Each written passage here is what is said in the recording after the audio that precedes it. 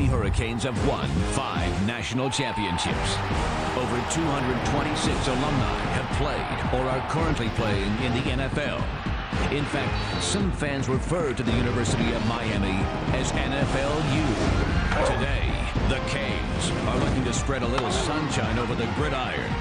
The 6th-ranked Miami Hurricanes and their dominating defense swarm up the East Coast as they bring one of the greatest shows on turf into Philadelphia.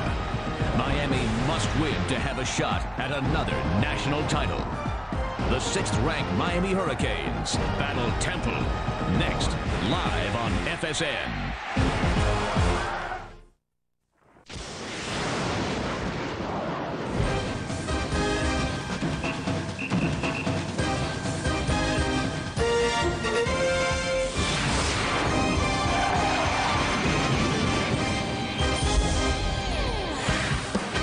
Over the last 10 days, Philadelphia has resembled Seattle with way too much rain. Today, though, we get a break on a classic day for football.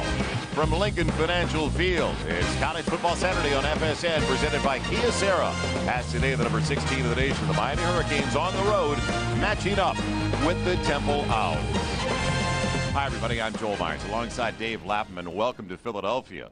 Well, it looks like a huge mismatch going in, but as head coach Larry Coker told us earlier this week, he is preparing his team the same he would for a game against Virginia Tech. Now he's expecting his players to respond like quarterback Kyle Wright. Well, Wright's starting to show the right stuff, Joel. There's no question about it. He always understood the offense, but now he's understanding the rhythm and timing of that offense so much better the more snaps that he takes. He threw the ball last week to 8 different receivers against Duke.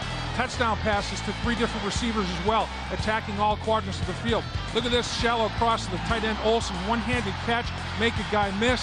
Tight end down the sideline inside the pylon. Just a great effort right there. Then he goes to his favorite target, Moss. Just over the corner, inside the safety, perfect spot, threw it into a tight window. That's the type of thing Wright can do for you. Well, we've seen great defensive units over the last 15 to 20 years for the Hurricanes of Miami. This as good as any we've seen. Number 3 in the nation in total defense. Number 3 in the nation in total defense. Number 5 in points allowed. Number 1 in pass efficiency. And as we look at last year's numbers compared to this year, they're a half a football field better against the run and the pass, a football field better in total yards. They are the real deal, all kinds of team speed. The big story in Philadelphia surrounding the Temple program, the resignation of Bobby Wallace at the end of the year. So the athletic department can now look ahead to a new head coach for next season.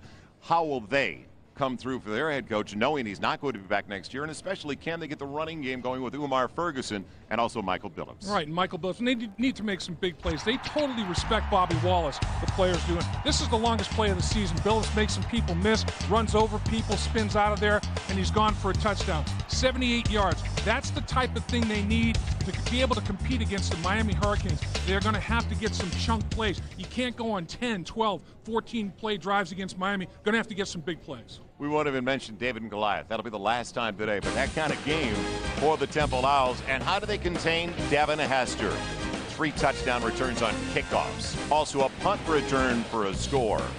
Well, he has done numbers on so many quality opponents. He'll try to do the same as we get ready for the matchup. The Owls and the Hurricanes on FSN.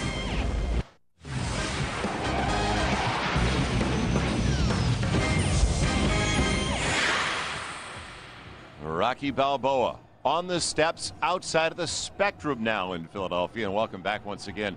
Beautiful weather on a classic football Saturday. Joel Myers along with Dave Lapham. The big story here, the announcement on Monday.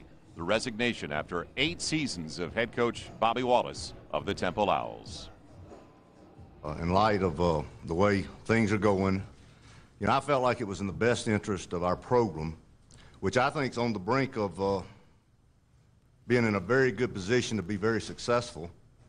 But I felt like it was in the best interest of the program that I tell Bill I'm not going to seek to renew my contract and not be back next year. This would allow him and the administration plenty of time, maybe get a little jump on hiring the next person who can get in here quick enough to help in recruiting for this year, not get too far behind. Well, there's no question Bobby Wallace can coach. Won national championships Division II in North Alabama. Respected, admired, and appreciated by the Temple people. They have a practice facility now they didn't have before his tenure. They've got a deal here with Lincoln Financial Field for their home games, and they had the Big East affiliation, lost it. Now they're going to be in the MAC next year, so they've got everything in place for the next guy. And Bobby Wallace, great job. You leave with your dignity. Yeah, a tough situation, as he mentioned earlier this week. So hopefully better days ahead for a good guy in Coach Bobby Wallace. We'll come right back. Get ready. Opening kickoff is coming up next. Welcome back once again to Philadelphia College Football Saturday, all presented by Kyocera. Miami wins, they defer, so Temple will have the football to start the contest. Let's check in now with Jim Knox. Knoxy. Coach, your club comes in ranked in the top 10 in both polls. Here you go against the 0-6 Temple Owl Club. How do you guard against a letdown? Well, I'll tell you, maturity is one thing, and I look and see their team warming up, and they don't look any different than anybody else. And we just got to go out and play well, and I think that's the key. This is a mature team. I believe we'll play well today. Best of luck, Coach. Right. Thank you. Thank you. Saw those numbers. It's almost like a home game for the Miami Hurricanes. That many people are here for Miami. And Dave, when you look at those numbers, as a former offensive lineman in the NFL, former Syracuse Orangeman, you couldn't ask for better conditions. Oh, this is great weather. You know, and it's going to help Temple because they don't have as many horses. I mean, they don't play as many people. And if it's a hot, humid day, you're going to fatigue faster. The weather conditions are ideal. You still have to be aware you're going to lose more fluids than you realize. Keep hydrating your body, but we should see some good play today. Mother Nature is not going to have any negative influence on today's performance at all. Well, as Temple gets ready to go, Keys coming in for Miami. Well, they want to have no negative plays on offense. That means no penalties, no broken assignments.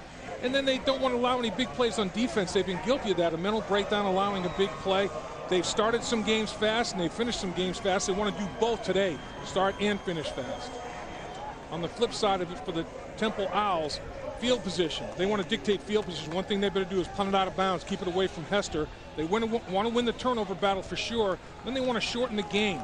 They want to go on productive drives, avoid 3-and-outs, play ball control, and try to keep that explosive Miami offense on the sideline and capitalize on all opportunities, Joel. If they get in the red zone, score 7, don't settle for 3. Well, Brian Monroe, who also handles the punting duties, is going to get into it. So Miami wanted to get their defense, which is number 3 in the nation overall, on the field first. And the lefty, Monroe, booms it away. It'll be up the head of Coleman and Billups. And Temple will have it 1st and 10 at their own 20-yard line. Well, in recent years, if you look at the Kyocera starting lineup for the Temple Owls, Temple has been able to get on the board early against Miami, but then the haymaker comes, like say 40 or 50 consecutive. Mike McGann gets the call at quarterback, the senior from Havertown. Missed all but one game with an injury last season. Starter since his freshman season. You see that 6', 6-inch frame. I mean, he stands in that pocket tall. It's like a power forward. He can see over that pass rush. He's got the length. He's got Ferguson in the backfield. And it is going to be Umar Ferguson across the 20 near the 21-yard line. So give him a yard. It'll be 2nd and 9. Now the offensive line. Can these guys get it done against that 4-3 up front? Gross, Primus, Darenthal, good guy in the middle, Bell, and Elliott Seifert is the right tackle. Ferguson on the carry. He's got Bundy in the backfield. His fullback, Gordon, their leading receiver, with Jamel Harris, the tight end. Azubu BK. He's a redshirt freshman. East Stroudsburg, Pennsylvania. So 2nd and long. Got a feeling we'll say that a few times today. Slide the slot man in motion. Ferguson, Collard breaks the tackle. Flag on the play, though, on the far side as Ferguson is down. Well, Harris, at the 25. Harris, the nose tackle, got in the neutral zone. I think he might have been a little premature of the snap. Illegal shift against Temple. And it may have been the slot man who was moving towards the line of scrimmage as he looked back over his shoulder. There's the defensive forces for Miami. Brian Albrook's number 2 was the senior from San Diego, was the motion man. Now defensively, Carroll, Atkins, Harris, Moncourt up front in the 4-3. McIntosh, Davis, and Beeson are the linebackers, strong 7, and then experience, especially Kelly Jennings on the corner, Marcus Maxey the other corner, Merriweather, a sensational safety, along with Kenny Phillips. Kenny Phillips, a true freshman. Kenny Phillips, they're saying, is the next Ed Reed, Sean Taylor type safety for the Miami Hurricanes to start. as a true freshman at Miami is a phenomenal accomplishment. This kid can think on the run, think on the fly, make adjustments. He's got good football IQ and a physical nature to him to boot. He was the high school player of the year defensively last year in the nation. Ferguson cracking it across the 25 and takes the pile for a first down to the 32 on a little counteraction. 15 yards on the carry for Umar Ferguson. Well, they brought the offside linemen. They pulled those backside linemen. Watch them come. And I'll tell you, it's just a pretty good job of finding the seams, finding the crack. And everybody sustained their block pretty well for Temple. They did a very nice job of sustaining contact. Watch Miami. Nobody can get off the blocks. Watch. They're going to get locked up, and nobody separates from the blocks. They get consumed. They get enveloped. And as a result of that, Ferguson hugs those blocks in a tight nature, and up he goes for a first down. Out of the gun, McCann on 1st and 10 with a flag down on the play. Over his shoots his wide receiver. Merriweather was in the neutral zone. He was blitzing off the slot, and he showed it early, and he got in the neutral zone before the snap of the football. Michael Loveland was available on the play.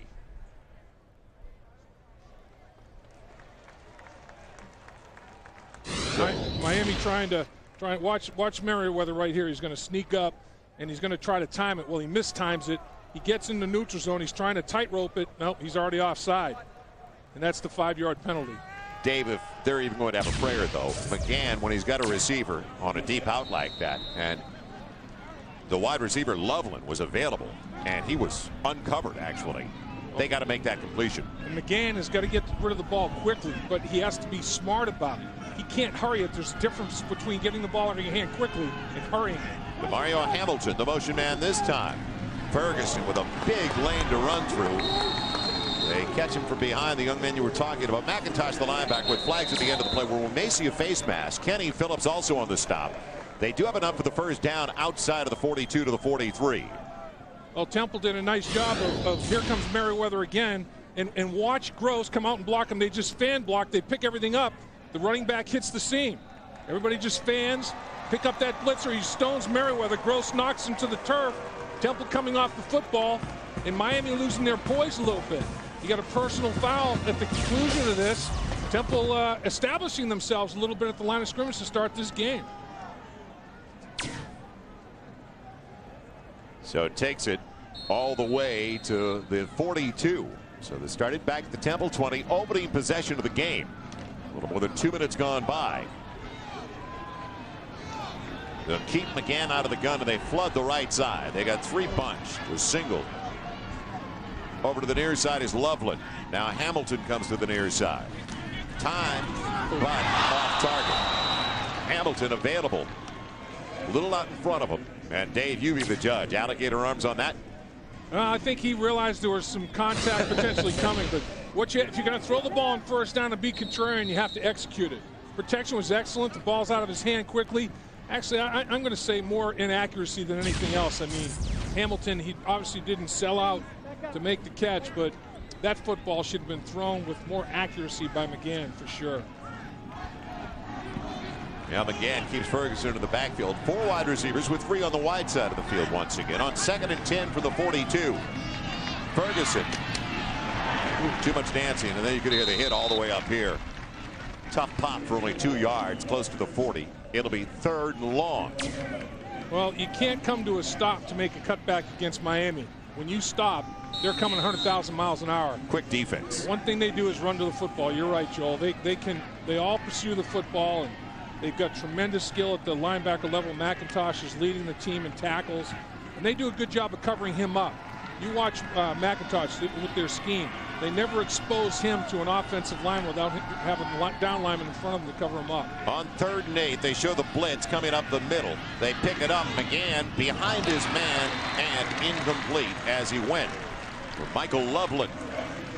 So that would have been in field goal territory, even though it would have been short of the first down. Instead, a punting situation. Here's Johnson running the route here for Temple is Campbell. He's going to run a little option route, and the ball's thrown to the outside, exactly where McGann was supposed to throw it. Just going to make that catch. You have to capitalize when the opportunities present themselves. Michael Loveland on the play as a receiver for Temple. In to punt it away for the Owls. McLaughlin. And why not kick away from that young man? All day long, they'll try to keep it away. Perfect. Devin Hester, and it's out of bounds with a good punt. A little pooch inside the 10. It goes out and put it close to the 7. 33 yards on the punt. You can keep him away from touching the football. You've got your job done. Special teams wise, Arkia Sarah starting the lineup. And for the Miami Hurricanes, Kyle Wright, career best 3 touchdown passes last week, and didn't play a lot in the second half. Didn't need to in a 52-7 win over Duke. Every game it's gotten better for this young man after a tough start against Florida State to start the season. Well, the problem was protecting him. Florida State had 9 sacks. Clemson had 5. They're protecting him better, and the receivers are catching the football for him better. Tailback gets the first carry. That is Tyrone Moss. He averages 90 yards in contest. Second in the squad in rushing last year. And the offensive line out front blocking for Moss on our Kia Sarah starting offense for Miami. Winston, you said it, big guy. Otley, Lombardi candidate. And Moss and Hill in the backfield with Moore, Sonoris Moss, the other Moss, the wide receiver, and Greg Olson, the guy that we'll be talking about this afternoon. A little potential there. Right there. Great player. Quick one outside, uncovered. First down and a lot more. There he goes. Moss down the sideline. Will they have an angle on him? No. Inside the 20 on the second snap for Miami. Touchdown Hurricanes. Well, that is the fastest player on the team. Santana Moss's little brother, Sonoris. And he's only 5'8", but he runs like a 4.35 40. He can pick him up and put him down. And those jackhammer feet were shown right there. The difference in this game is speed. Miami has it. Temple is looking for some. Nothing fancy. You make a man miss. Lamb misses. Now he tightropes the sideline, stays in bounds. Here's where he kicks it into another gear. Temple doesn't have that gear. They take a bad angle, bad geometry, trying to intersect them. Moss is in the end zone. Petty for the point after. So as far as Moss is concerned, this is where you don't want to be a double D or a triple E shoe size wise. Right, exactly. Took Miami a long time, didn't it? 10:50 to play in the opening quarter. Yeah, it's a traveling show. The tour. The Hurricanes lead it 7-0 with some of their fans here at the Link. Second longest pass play in Hurricane history goes to Sonoris Moss. It had been Toretta to Copeland against Arkansas back in '91. And it took a long time for our Mitsubishi first scoring drive of the day.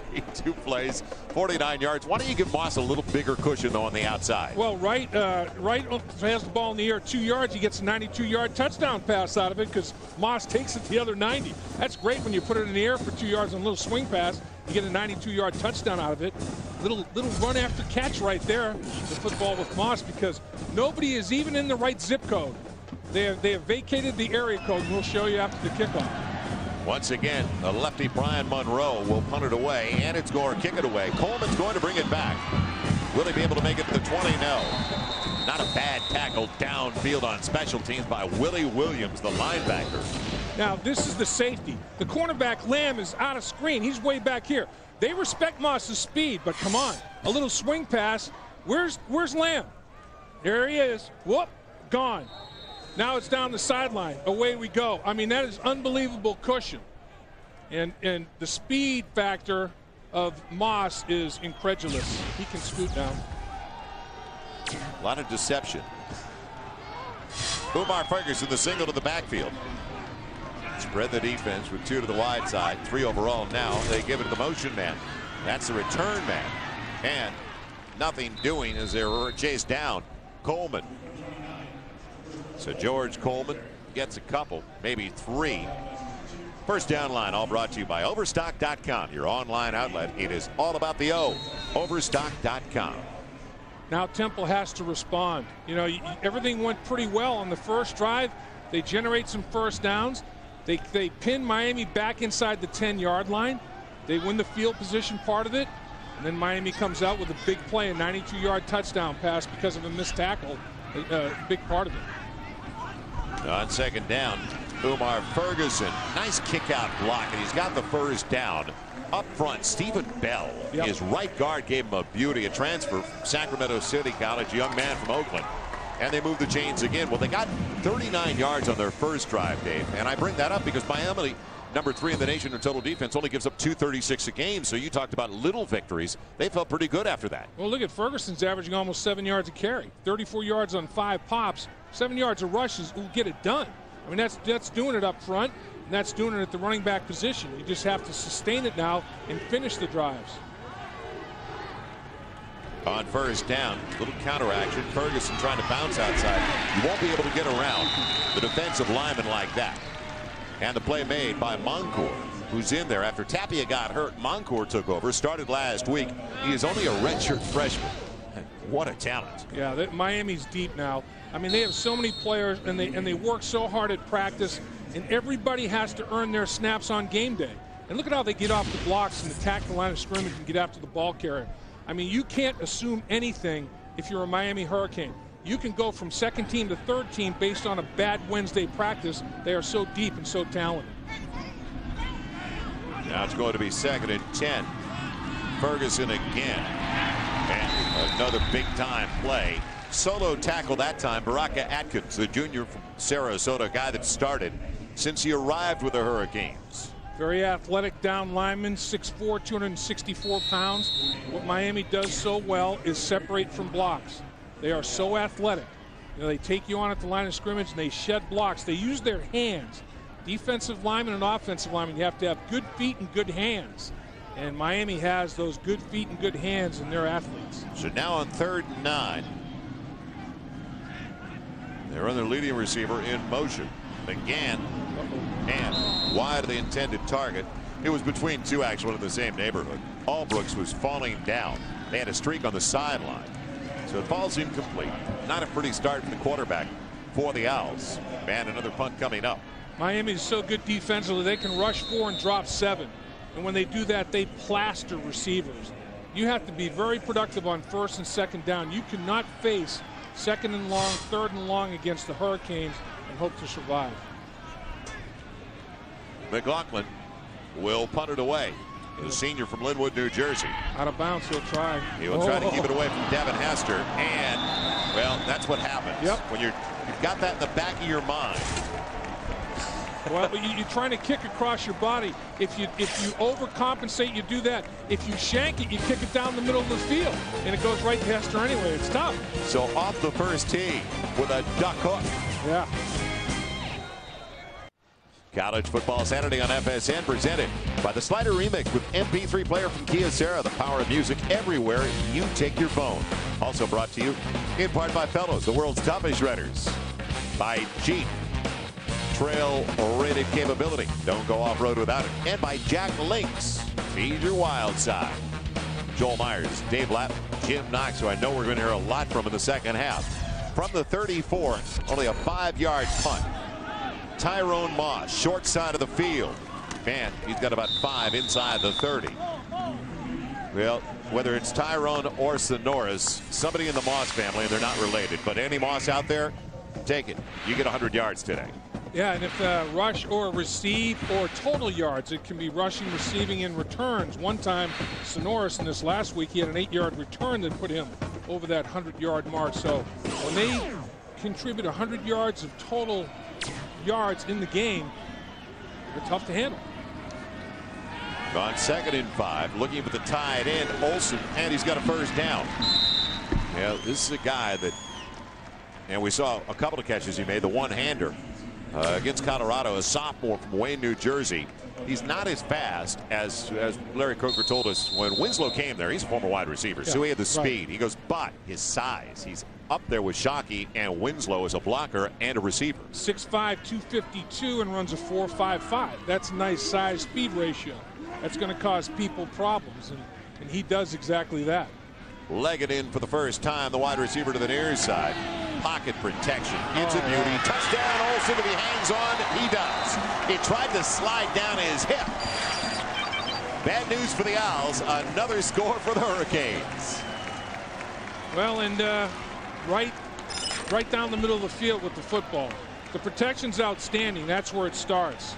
There's no push of the pocket by Temple's defensive line whatsoever. Burton gets double teamed in there, and he gets consumed. And Wright has excellent vision down the field. He feels like it's 7-on-7 drills right now. Yeah, he's not being hurried whatsoever. Petty in for the point after. He hooks it. No good. Wow. Well, in a certain time zone, they're concerned with that play. So it's a 13-0 lead early for the Hurricanes with 6:52 left. The opening 15 at the Link.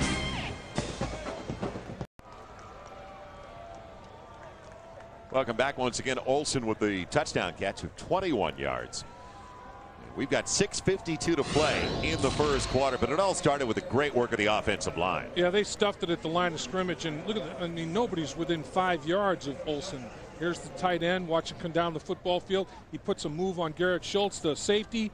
And, you know, he's a size-speed ratio nightmare. He's too fast for linebackers. He's too big for safeties. Coleman into the end zone is going to bring it out anyway, and he won't make it to 15. So George Coleman out to the 12. By the way, that missed extra point by Petty. So it's only 13, not 14 on the board. He had hit all 98 in his career. In fact, Miami, and make it 99 because of the first one today, Miami had the longest run in the nation at 131 consecutive after that first make today. Now it's up to USC at Notre Dame, our Mitsubishi scoring drive. USC up next at 113, so that is now off the boards for Miami. Well, Petty's now converted 99% of his extra points in his career. 99 out of 100. New quarterback in there, Joe DeSanzo. In for Temple. So this is a surprise, and he almost puts it on the ground and then tried to ad-lib. He is buried. Well, DeSanzo is... Kareem Brown was the first one, over with Romeo Davis, the middle linebacker. A little more agile, a little more athletic. You know, they think he can move around a little bit better. And, you know, they didn't think that things were going well enough with McGann. Now, they checked with him.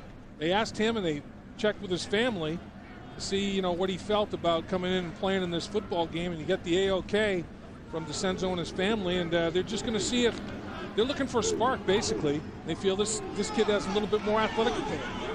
He's a true freshman, 6'2", 210-pounder from Elwood City, Pennsylvania. Ferguson across the 15 out to the 16 and checked out. The other running back, first carry, Michael Billups in there. He's a guy who does have the capability of breaking it away. Well, next week, our college football triple-header. It all starts with Missouri and the Big 12 taking on Nebraska. Good show down there. Then after our kickoff show presented by Kia Sarah, Baylor coming off a road victory for the first time in Big 12 play last week at Iowa State. Matches up with the Sooners in Norman, and it's all followed by the Pac-10. Cal, number 16 of the nation, taking on Washington State. It's all at 12:30 Eastern, 9:30 on the West Coast, only on FSN. Baylor is one play away from being 5-0 undefeated. Right. We did the game. Yep. Now DeSanzo on the dump off. You don't want to do that on that side against Marcus Maxey, do you? I feel the pain of Brian Allbrooks at this juncture. Well, you know, you have third and about 6 or 7, and you throw 5 or 6 yards short of the first down marker. You're hoping that your receiver can make somebody miss, but Miami's not going to miss. I mean, they are excellent in the secondary. They're rushing for and dropping everybody else into coverage, and they are plastering the Temple wideouts. Can't get any separation.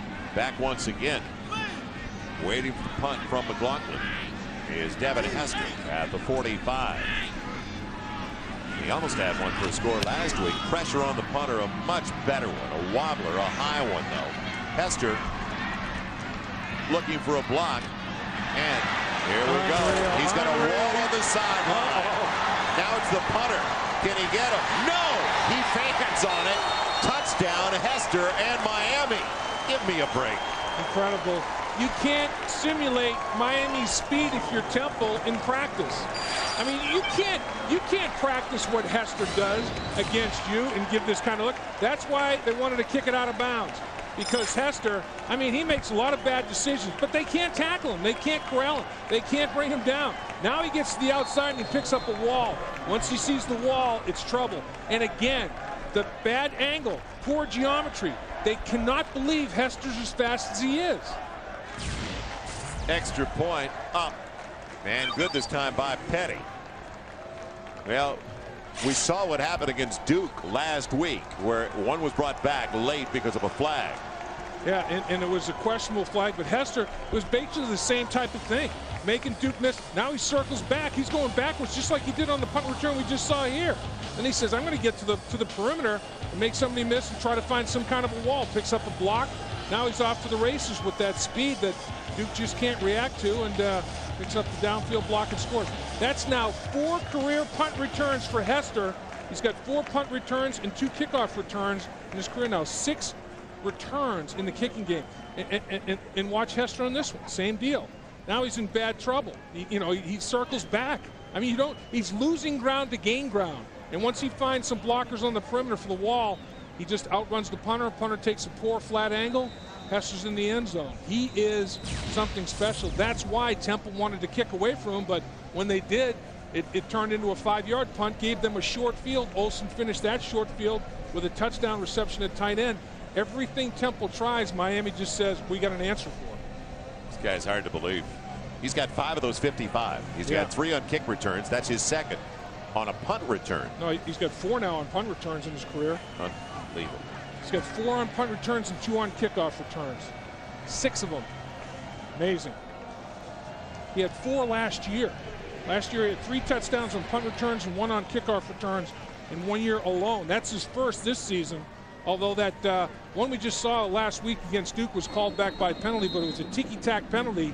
So he should have 7 now, and 2 of them again this year instead of just 1. Coleman is back along with Billups. How would you like to have 5 offensive snaps and lead 20-0? That is the case for Miami so far, as Billups will let it sail through the end zone. Yeah, we talked to Coach Coker about his returns and his special teams. We do talk about the big picture, and again, I know Temple hasn't won, but if you watched us practice and watched our work routine for our coaches this week, it's not any different this week than it is for Florida or Florida State or anybody else. It's the same. And again, it's really about us and more than it is Temple or anybody else in our schedule. We're just trying to reach our ultimate, how good we can be, and we're not there yet. We need to get better. His big picture has Hester in the middle of it. He's got Sonoris Moss, Tyrone Moss, and his big picture's got Virginia Tech about 2 weeks away on the road in Blacksburg. So they're not going to look past anybody as Billups tries to weave his way out of the backfield, but he's slowed down by Baraka Atkins, the junior once again from Sarasota. Downstairs we go. Jim Knox. All right, I tell you what, Joel and Dave, Devin Hester has been so impressive last year. Deion Sanders even called me and said, hey, you know who you remind me of? Myself. He's that fast. He's that impressive. Devin Hester also said that, Deion, meeting him, that's his idol. It was like catching a home run ball from Babe Ruth. That's impressive. Yes, it is. And he does have a little Deion in him. You have to be fearless as a punt return or kickoff return guy and take some chances. And boy, Hester rolls the dice as we just saw in that last return. Yeah, it's going to be DeSanzo at quarterback again. Man, he's getting ready the football. It was in the direction of Josh Bundy, who wanted a holding call. Kenny Phillips was all over. Yes, but he won't get the flag, and it'll be 2nd and 10 from the 20. Well, interesting decision to go with Joe DeSanzo. He had not taken a snap, but and he was hurt.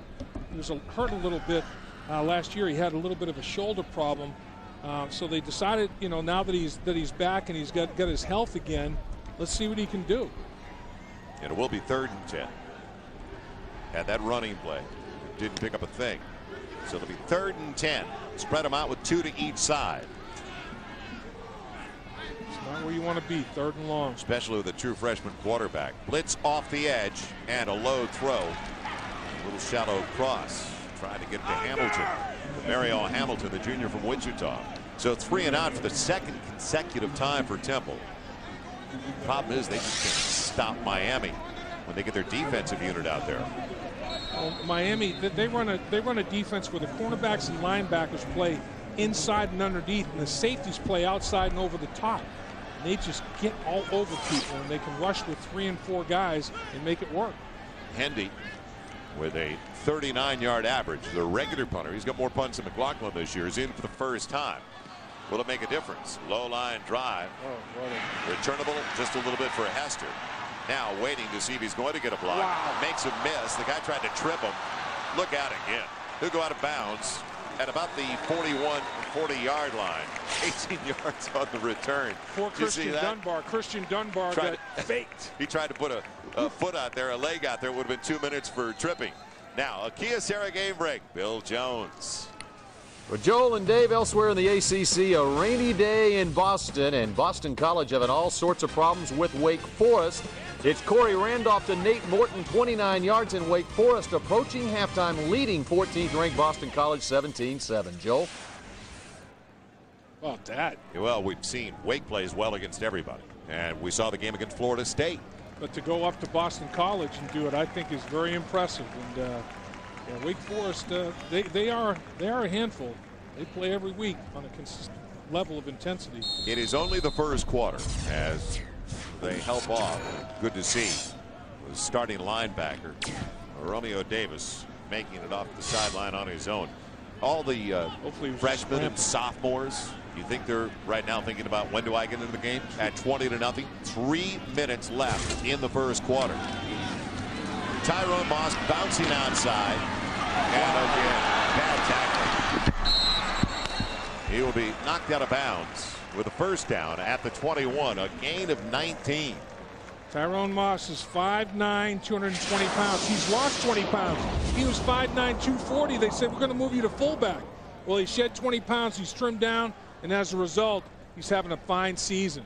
Averaging over 90 yards a game rushing, 8 rushing touchdowns. He's been a scoring machine, and he's doing a fine job for Miami. His biggest attribute, contact balance. Hard to knock off his pins. We just saw it there. He's behind Hill in the eye. Right underneath. And there's Sonoris Moss again, available. Coming across the middle of the field.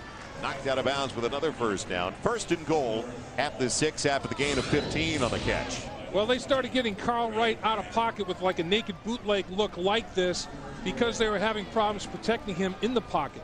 As we said earlier, Florida State had 9 sacks. Clemson had 5 sacks. So in order to avoid that rush, they got him out of pocket. And he showed that he can throw on the run so well, they've made it part of their offense. He runs a 4.58 40, as well as being able to throw the heck out of the football. A gifted athlete, to say the least. Kyle Wright now 4 for 4 for 137 yards. A couple of touchdown tosses. First run of the game, and now they do it as they shoot down Charlie Jones, the sophomore from Homestead. Holt coming off the edge, the safety. Keith Holt, a freshman from Williamstown, New Jersey.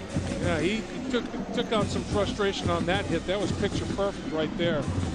Kyle Wright, his last 2 years in high school, Joel, as a quarterback, 66 touchdowns, 10 interceptions in his junior and senior year of high school.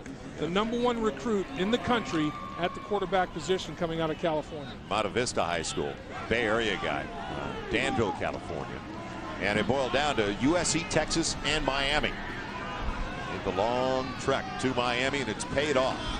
Starter in his sophomore season. And across, it's Olsen, the tight end's in again. Greg Olsen, the sophomore from Wayne, New Jersey, with his 2nd touchdown of the game. Yeah, nothing fancy there, just a shallow cross. You got a clean release off the line of scrimmage. And in the red zone, if you can run the ball in the red zone, then all of a sudden your tight end becomes a huge factor. He's not touched coming off the line of scrimmage. Has a clean release. Now he's just running away from people. He's showing that that real good speed that he has at the tight end position. He ran away from Tapia, the linebacker, easily. Petty, the point after. 27 already?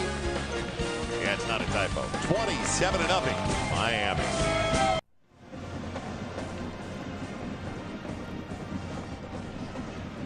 Greg Olsen feels like he's back in high school. He's got a couple of touchdown receptions, one for 21 yards, also an 8-yarder the last one.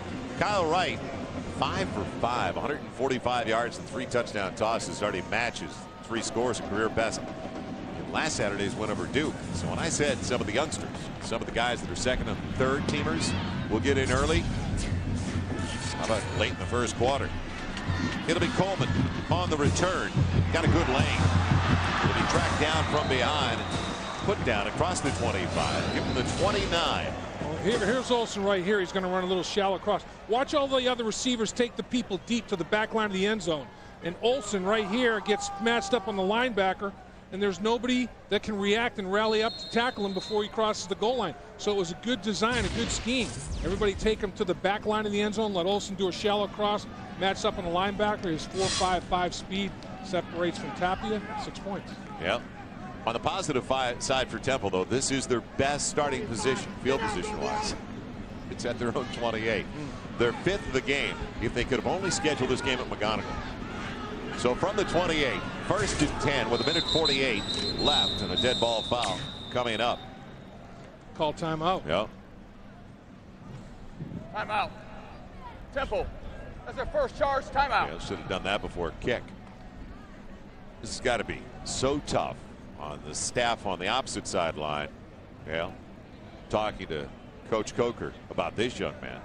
His future has so much potential. I think Greg Olsen is a great tight end. We've had some great ones there with Kellen Winslow and Bubba Franks and Jeremy Shockey, but I think Greg Olsen's right in that mix.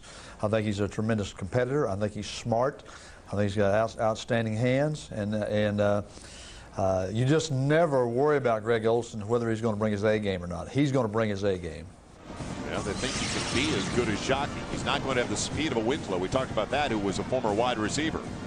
But as good as Shockey says a lot. Well, he's out of Wayne, New Jersey. He's big time. And he's excited about coming up to this neck of the woods to play. And he's putting on a show. You see that size that he has, 6'6", almost 250, and runs better than 4'6". I mean, that's a gifted athlete. Downstairs we go. Noxie, what's the latest? Joe, we heard Coach Coker talk about Greg Olsen, how smart he is. What he did is came over to the bench and he tells his coaches, hey, I got him inside and I can take him outside. They're very soft on defense, needless to say, and he's doing his job right now. It's interesting to say, Kyle Wright, his quarterback, said when it's all said and done that Greg Olsen could very well be the best tight end that ever came through Miami, and he's got great company like Coach Coker was talking about, Jeremy Shocker, Kellen Winslow, and Bubba Franks. Penetration by Brown, Kareem Brown, the junior from Miami. Grew up backyard of Coral Gables. That's a loss for Umar Ferguson, but this is what Olsen's done already this year. And remember, last year, his freshman year, he had 16 catches, but when you look at the 16, a 17-yard average, big for a tight end. Well, he's got 3 touchdown catches because he's got 2 today, and he had one last week against Duke. And he's averaging, a huge number for a catch. He's on a roll. 3 touchdown catches in 5 quarters of play. DeSanzo looking for his first completion, and he's got it, but boy, paying for it on the receiving end. Their tight end, Azubike, the redshirt freshman, at 6'3", 235. Did you see how many Hurricanes were in the vicinity? You talked about running to the ball. You talk about seeing blood in the water, and it's a shark-eating affair going on right now. That's what Temple is. Temple's chumming the water right now for the Sharks, and they're circling it here. They're coming after it big time. Tough in mixed company, you know that? I like this hair. I'd like to be able to grow hair like that. Man, that's a full head of hair out there on Bruce Gordon. There he is at the top of the screen.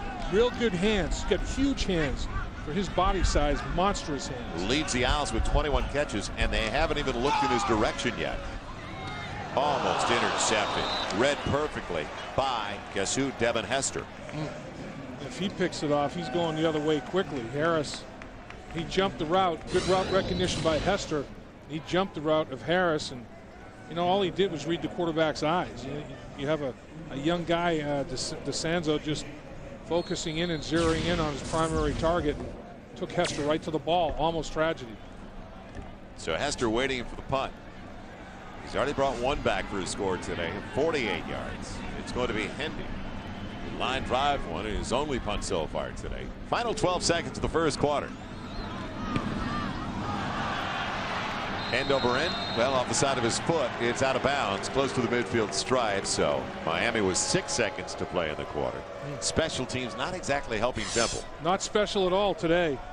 Special teams have been catastrophic teams. And Miami is feeling the advantage of field position as a result. Since that second quarter against Clemson, they have just dominated people. Look at the numbers. Average yards per play, 6.1 to 2.6. They've held people to 19% conversions on third down. That's unbelievable. That's getting off the football field. No, schedule has helped. Colorado was tough for him, but then you've got South Florida and Duke. That doesn't hurt. Right on the toss. Second carry of the game. Not much available once again for Charlie Jones. So fortunately for the Owls, regroup time. That is the end of the first 15 minutes of play. Domination by Miami. We knew it was going to happen. We didn't think it happened this early, though. End of the first quarter, 27-0 Hurricanes. You're watching College Football Saturday, presented by Kyocera on FSN.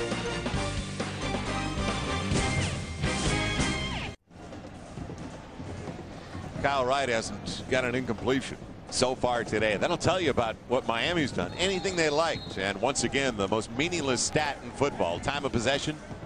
Miami had it for 3 minutes of the first quarter compared to just about 12 for the Owls of Temple. Joel Myers, Dave Lapp, Jim Knox, Kyle Wright out of the gun. Almost lost the handle, but still plus yardage out of it. Did he have it on a string? Is that dollar bill on a string?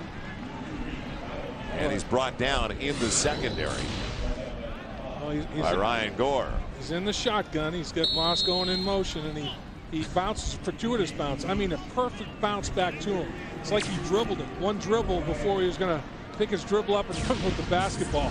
Still gets 8 yards, though, David. And that's hard to do. It's hard to get the ball to bounce that true with that oblong-shaped football. Everything's going Miami's way, nothing going Temple's way, and Temple needs a lot to go its way. He'll empty the backfield and again has problems with the gun, and they'll have to punt it away, and then he took a shot.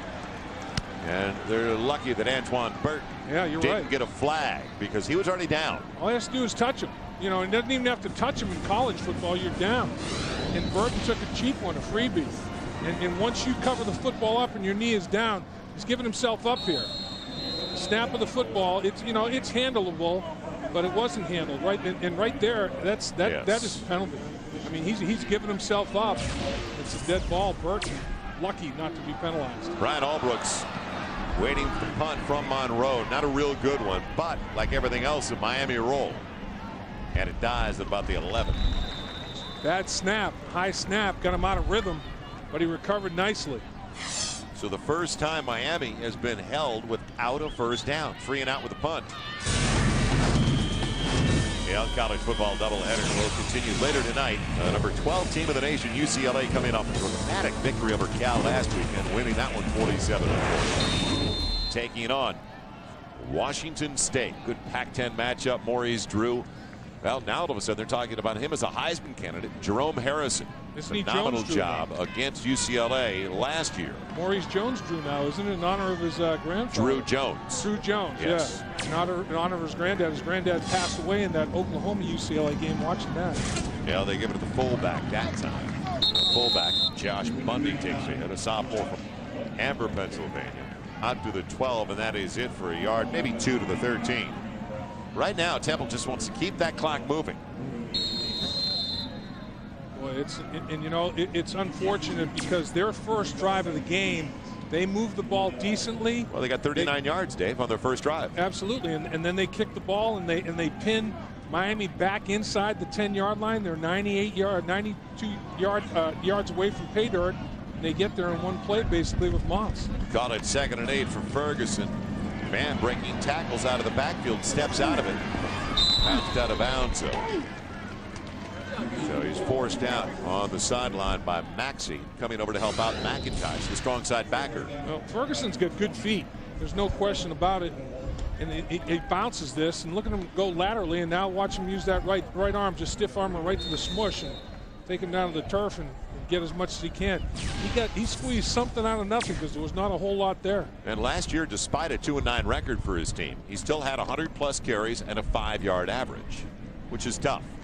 Well, I'll tell you, all these guys right now, it's character building time for this Temple football team. They're 0-6. They find themselves down 27-0 early in the 7th game of the season. It's hard to compete. Almost. Falls incomplete. Thought they had another score. Cook almost cooked him. Glenn Cook, the sophomore from Hollywood, Florida. Well, he jumped that one. And DeCenzo he's looking at that primary. I mean, that's the biggest fault of young quarterbacks. His eyes just take the linebacker right to the play. He is staring down his primary receiver. He's going to learn to maybe, use his eyes to his advantage a little bit as he takes more snaps. Right now, his eyes are a disadvantage. He's locking on. That is the 4th consecutive 3-and-out with a punt. Low snap. And not a bad one considering for Hendy. Keep it away from Hester, and he did exactly that. So out of bounds it goes. And once again, this is going to be the 4th straight time that Miami has started with the ball in Temple territory. So a beautiful day in Philadelphia. Talk about those cheesesteaks that Dave had yesterday. Where all the hippies meet on South Street. Miami by 27 with the ball, and they've got it at the Temple 49-yard line as we welcome you back to the Lincoln, Philadelphia. Kyle Wright stays in there at quarterback. Checking off at the line of the quick one. It's the Norris Moss, and another first down inside the 35, and on cue Sonoras brings it in. He's already got a touchdown reception of 92 yards today, making his brother very proud, former Hurricane Santana Moss. Sonoras and Santana, a couple of pretty dynamic receivers in this storied history of the Miami Hurricanes. Santana's the man. Sonora's trying to close the gap. He's now got 5 touchdowns on the season when you throw that 90-plus yarder he had in this game. I mean, showed the quick feet, the jackhammer feet on that one. Two on the wide side for Wright, who's throwing on first down with tons of time and in and out of the hands of James Bryant. His back was available, the fullback. Big sophomore, 240 pounds, 6'3", and it should have been caught. Yes, it should have been. There was a hole there. There was a window there, an opening. Play action fake sucked the linebackers up. They were tight to the line of scrimmage, and there was a cavity. Is he peeking over his shoulder? Over the linebackers into the. No, I think the ball was a little bit behind him. He just wasn't flexible enough to turn and make a play on the football. So that's the first incompletion for Kyle Wright, who's 6 of 7 for 160 yards. It'll be 2nd and 10, 35-yard line of Temple. Again, a cushion. Big wide receiver. Jola, the junior from New Orleans, at 6'2", almost 6'3", 190 pounds. Another first down. Well, if Miami Hurricanes go with 2 tight ends, you think they might run the football. Now power set. No, they throw the ball. Release the tight end off the line of scrimmage and get it outside the perimeter. Temple is giving such cushion at the cornerback position. It's a pitch and catch for an easy 8 yards before they can even rally up and make a play to try to tackle somebody. And you consider that there's yards after catch potential. I mean, you might as well look at the cushion. Are you kidding me? That's a lot of real estate right there. It's 12 consecutive wins. It'll be 13 today for Miami over Temple. They used to meet every year when they were in the Big East. Right, with plenty of time thanks to the pocket protection. And the grab is made. Touchdown, Ryan Moore. He located it. Cornerback never saw it. Yep, and he used his size to his advantage. 6'3", 215 pounds. That comes in very handy in a contested catch scenario. He's a bigger bodied guy than almost any cornerback that's going to play against him. This is a broken play. I mean, there was nothing early for Wright. Wright escapes, gets out of pocket, now throwing on the run. He says, I know I've got a size advantage, and you know what? DB, Wilborn's got his back turned to the football, and I'm going to throw it. Petty with the point after. So it continues, just rolling right along for the Hurricanes. A little more than 3 minutes gone in the second quarter. A 4-play, 49-yard drive, and again, that time of possession means a lot, doesn't it? A 36-second drive. Miami, 34-0. College Football Saturday on FSN, all presented by the Slider Remix with MP3 player from Kyocera. Power of music everywhere you take your phone. Also brought to you in part by Papa John's, better ingredients, better pizza. By Honda, the power of dreams. And by Overstock.com, your online outlet. It is all about the O. Man, is there a lot of O going on for Miami today? Offense, baby. The big O. Offense. They're running, they're throwing. This is a speed mismatch, Joel. The biggest fear of any coaching staff is to be on the short end of a severe speed mismatch, and Miami has a lot of it, and Temple doesn't have much of it. Billups and Coleman waiting for the kick. Man, it's going to be George Coleman from the 5. Oh, Miranda. What a pop by Jones. Rashawn Jones, the defensive back, with a flag on the play for celebration. Absolutely, absolutely. They're going to nail him for celebration, but boy, you better get the team orthodontist ready, because there'll be some loose fillings and teeth over there. Man, it's just not fair. Man, I'll tell you what, that's a rattler there.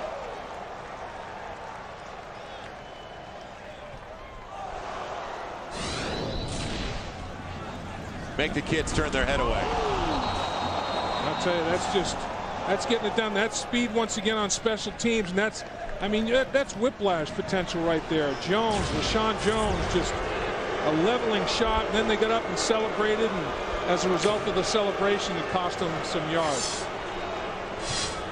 Yeah, he makes a great play, but you're right, it cost them 15. They'll mark that off. Why is he untouched, though? Because he ran by. It's hard speed. to believe. It's a speed mismatch. Coverage. Well, he was assigned by somebody, but he ran right by him. I mean, Temple cannot simulate Miami's speed in practice. They still haven't adjusted to the Hurricane speed. It's unbelievable. Nothing doing for the other running back. That time, Duron Thomas, a redshirt freshman, reserve Louisiana. They need more reserves. Loss of a couple of yards. We check in once again. I got a feeling a lot today with Jim Knox. Knoxy? Joel, down here on the Temple bench, right here is the defense. These guys, they came off the field, and they continue to be an emotional bunch. Right now, of course, they're down and out, but Ryan Gore got in the players' face and said, come on, don't give up. Come on, don't give up. You look at Ray Lamb over here, number 20. If you go into his eyes, you can see actually tears in his eyes right now, guys. These guys are still competing. They know they're outmanned, but they're still competing. Well, Lamb, Knoxy, he came back after 5 months. He tore his ACL and came back to play in a 5-month time frame. That's unbelievable. That's a guy that's determined and dedicated to play the game for sure. From bad to worse for the true freshman quarterback Joe DeSanto. Got up to the line, and they were all the way down to 3 on the play clock, so forced to use another timeout. The Temple Owls, 4 minutes gone by. And Lamb is a character, a high character individual. There's no question about it. Most courageous athlete coming back from that torn ACL in a 5-month period, as we talked about. All academic team. Just a great kid. I mean, he's going to be successful in whatever walk of life he decides to go into. There's no question about it. Pretty amazing guy that walked on at New Mexico Military Institute before coming here to Temple. Means a lot to his coach, as we found out talking to Bobby Wallace. Ray Lamb is one of the most unique individuals I've ever coached. Intelligent, unbelievable character. I think a good example is he tore his ACL at the spring game a year and a half ago and came back in 5 months and played, which is almost unheard of. Just shows his work ethic and his determination, and a tremendous person. Says a lot coming from a guy who's coached a couple of national championship teams at North Alabama, Bobby Wallace. Well, Bobby Wallace was a candidate to coach at Auburn. I mean, he was an assistant coach down there under Pat Dye, highly respected, highly regarded down there. It didn't happen for him, but he was on that coaching landscape big time. Second and a little more than 11, almost 12 for DeSanto. Man, good grab. That's his tie at end. Once again, his second catch of the game, Azubike. So they don't get the first down. They're short of the first down. Let's see what they do now on third. They haven't been in this position. Third and about 1.5 yards. And Bobby Wallace trying to get it sorted out, trying to figure out what to do. But DeSanto has a strong arm. There's no question about that. The kid can throw the football, but what a way to be christened into your career in the NCAA against this Miami defense. Billups falling forward, but I don't think he spun for enough. He's going to be short of the first down. Put him outside of the 38. Needed to go near the 39. And what you have to do on goal line and short yardage plays is capture the line of scrimmage. Is Temple's offensive line going forward, or is Miami knocking them backwards? Miami's penetrating and knocking them backwards, and the reason that play wasn't successful is the effort up front. Harris doing a good job at the nose tackle position. Williams is middle backer. Yep. Helped out as well. When the D-line controls the line of scrimmage, it's easy for the linebackers to come downhill. They're going for it, and why not? You're down 27-0. A little more than 5 gone in the second quarter. It'll be the fullback, Boyd. Not exactly what they wanted with penetration up the middle. I think they had a better option with Ferguson outside. Easy from up here. But they tried it with Josh Bundy instead. Well, your X's are not as big and fast and athletic as the O's. You know, I mean, that's what it boils down to. You just have such a mismatch of athletes. And Bobby Wallace trying to light a fire under his team, trying to show them that he still has confidence in them. 4th and short, let's go for it. Let's see if we can get something done at the line of scrimmage. And Miami said, ain't happening this snap. So the last 5 possessions, not a first down for Temple. It'll be outside of the 37. Miami with 34 on the board gets it back. Thomas, a different running back. We saw him with 1 carry on the last series. That's Duron Thomas. Slides it right down to the 35 for about 3. Kyle Wright's got 4 touchdowns on the day. Single game record is 5 touchdowns, 4 different quarterbacks. Ernie Kosar being one and Brock Berlin being another. Ken Dorsey, Steve Walsh. It's pretty good company if Wright can generate one more and get a fistful. Yeah, he's still on the field. On 2nd and 7. He comes and he loses the football. Temple's covered it.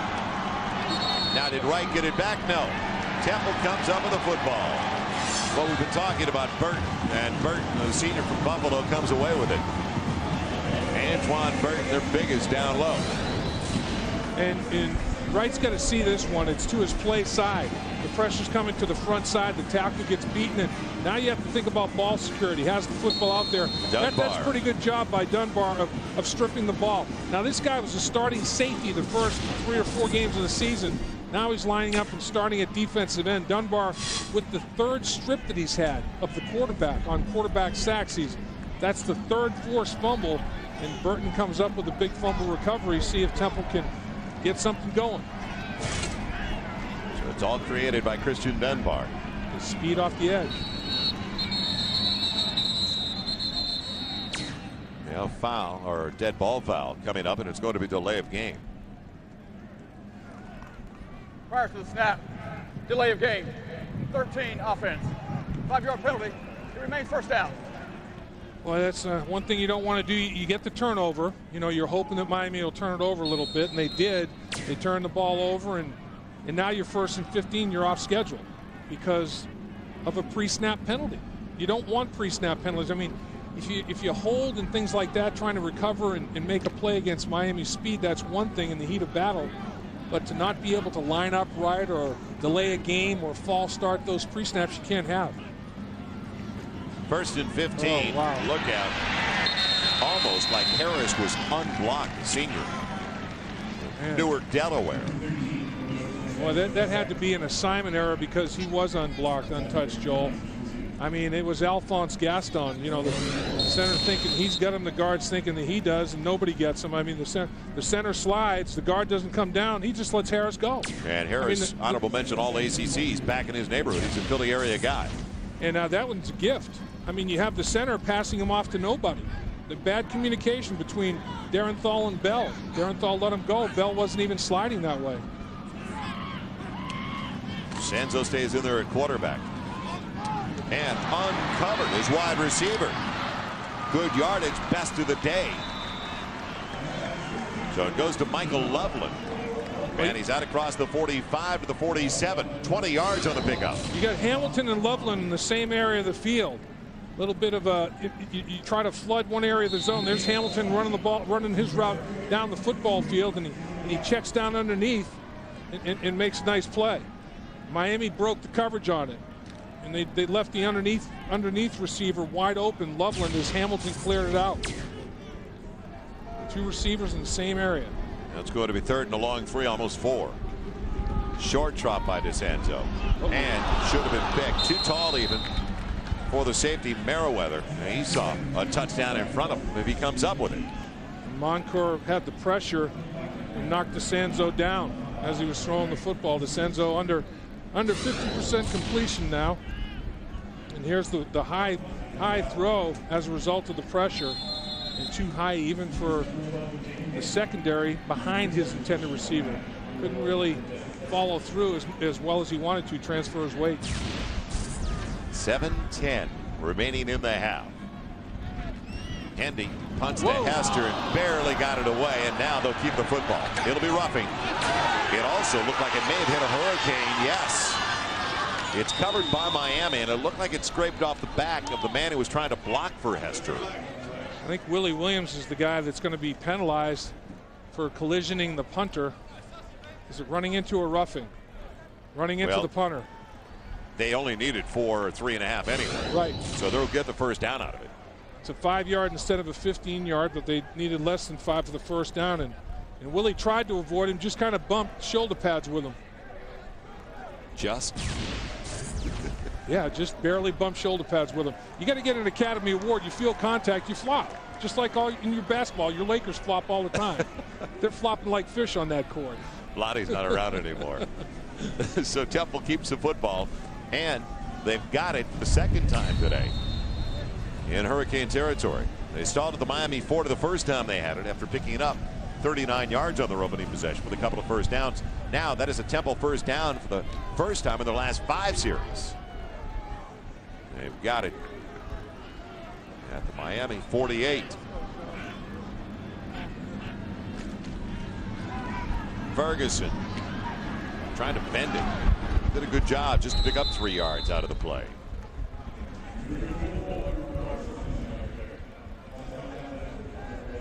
So Umar Ferguson. Anytime they get 3 or 4 on first down, it's a major victory. First Down Line, all brought to you by Overstock.com, your online outlet. It is all about the O at Overstock.com. Young man on a Silver Spring, Maryland. Size for Ferguson at 6 feet, 215. And he's shown the ability, even though he almost looks like a fullback running into the ball, he's shown the ability to get outside. He can bounce a little bit. DeSanzo trying to utilize his footwork, and a good move outside before Hester popped him out of bounds close to a first down. He's about a half-yard shy of the 38.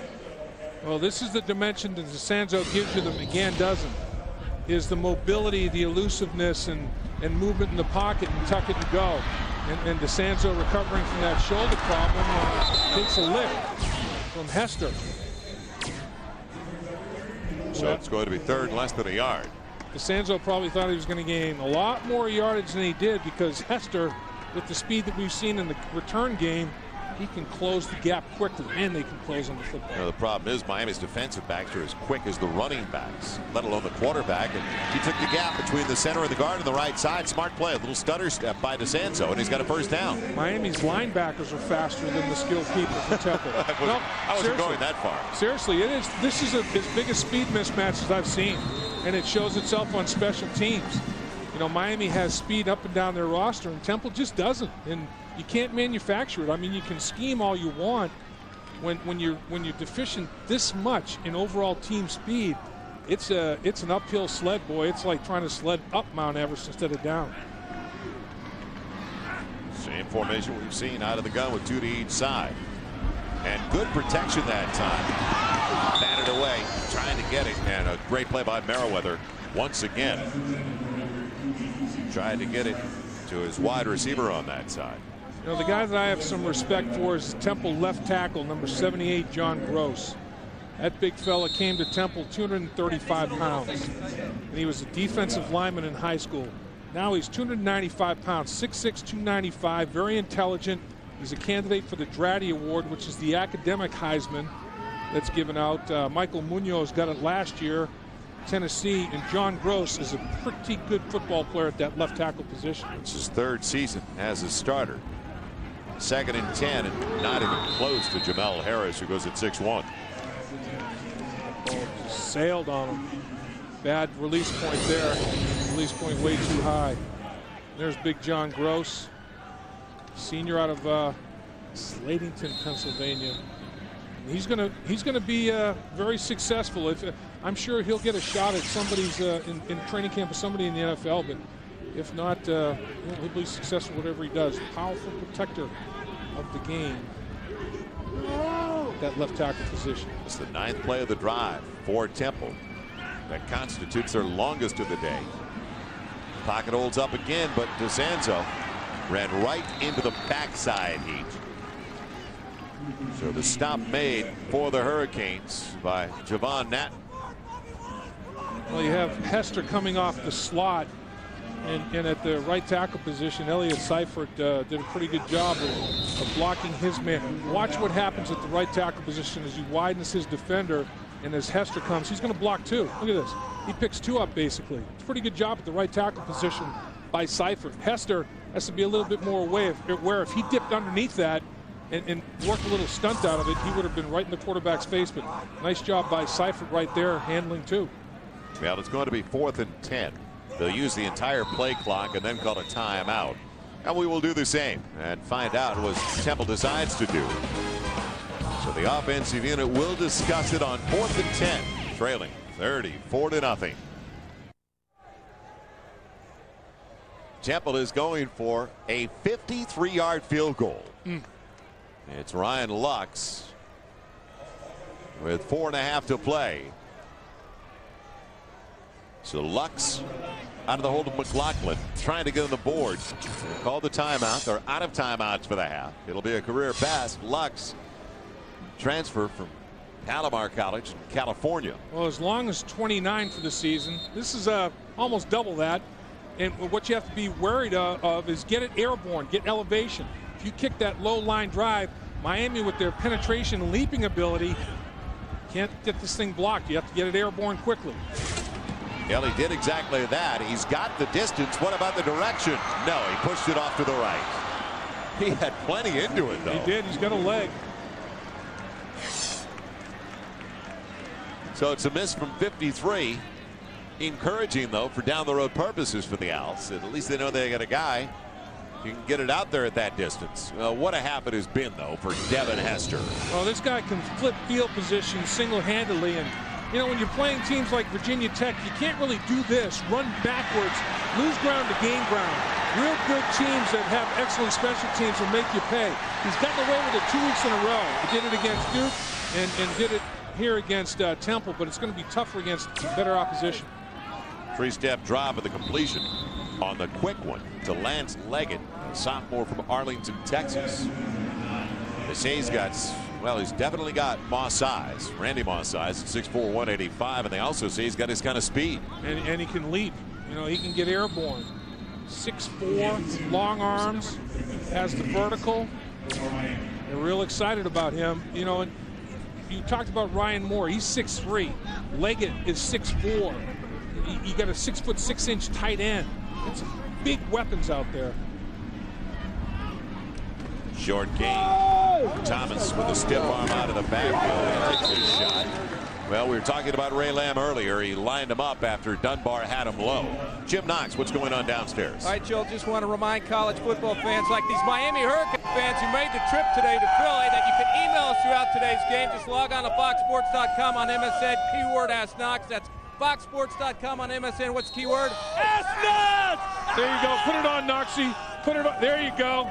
Looking good, man. Harpo Marx would be proud. I like it.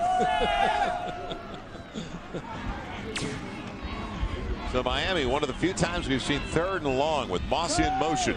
Fake one way. Try to come back as Dunbar scrapes it away. Loose ball, and it's covered by Temple.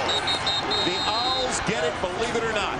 A penalty flag on the play. There's a flag. Dunbar with his second sack, second forced fumble of the game if it holds up. Breaker came up with it after Dunbar scraped it away. On the offense. It will hold up. Yep. 77. That penalty is refused. First down. Dunbar off the edge. Dunbar is a safety. And watch his quickness up the football field. He's got that first step acceleration and burst. And then he shortens the pocket. Once he gets upfield, I mean, that's just a good job of the offensive tackle having no opportunity. Rutledge just not quick enough with his feet. Dunbar gets up the field and then shortens it to the quarterback twice. From the front side of right, he's knocked the ball free. 2 sacks, 2 forced fumbles. Nice job by Dunbar. It looked like they were trying to set up a screen on the left side after faking it one way, and now DeSanzo dropped at the 20. A lot of running for a gain of 2, but it looked like a slow developing play where they faked it over to the right side with Wright and then tried to come back. They had Hill out of the backfield. Looked like they were trying to get the screen over to the left side. And Dunbar has done a nice job, though. You have to tip your cap to the kid. And Wright has to do a better job of recognition on the front side and better job of ball security in the pocket. He's been sacked twice, and he's lost the ball both times he's been sacked. You have to get 2 hands on the football when you start to feel that pressure. Checking the thumb on his throwing hand. It'll be 2nd and 8 for DeSanzo. Underneath, completion goes to Hamilton, the junior from Wichita. He's right at, well, short. Gibbs short by about 2 yards, in fact, of the marker. And this is a safe deal. DeSanzo, quick, get the ball out of your hand quickly, run that curl route, hook up in front of Miami, and just try to get little pieces of it, and now it's 3rd and short. You're back on schedule. It's a 3rd and a couple. Get Ferguson right next to the wide receiver. Ferguson will stay in the backfield as they work out of the shotgun, where they left early. Yeah, way early. It was the wide receiver on the left side. Gordon was 5 yards down the field. He got a quick start. The longest yard. Yes. And you don't want to have penalties like that in the red zone on 3rd and short. That's a self-destruction. Prior to the snap, false start, number 80, offense. 5-yard penalty, remains 3rd down. That's a junior from Naples, Florida. And he's at the top of the screen. And if you're not sure, just look inside. When the ball moves, you move. He won a count early. he got off the mark well, but no go, no can do. So it's going to be 3rd and 7. Back at the 19. At least they're in field goal range, trailing 34-0. Aaron Hester, and he's got it. Never felt the blitz off that side. Got around the tackle, and Hester just too quick. Yeah, and DeSanzo has to have a clock in his head.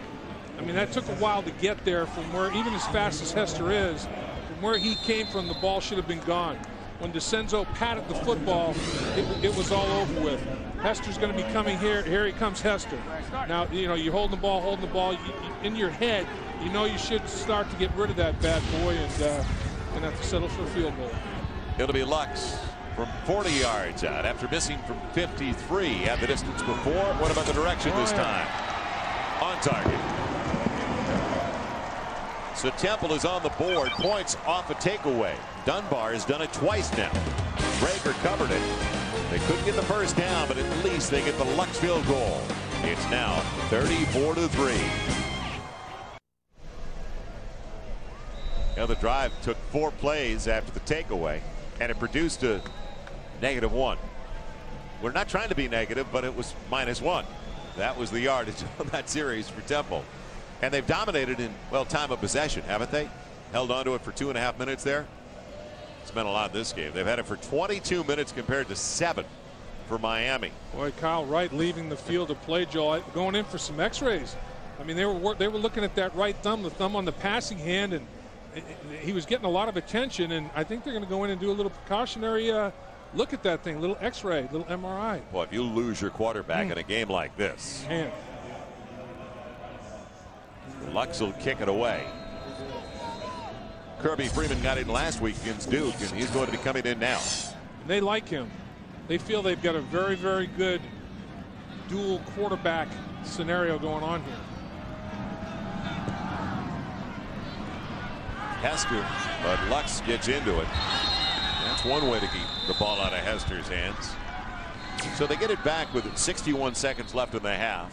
There's a flag on the Miami sideline that was thrown during the course of this return. Yeah, this week on Fox NFL Sunday.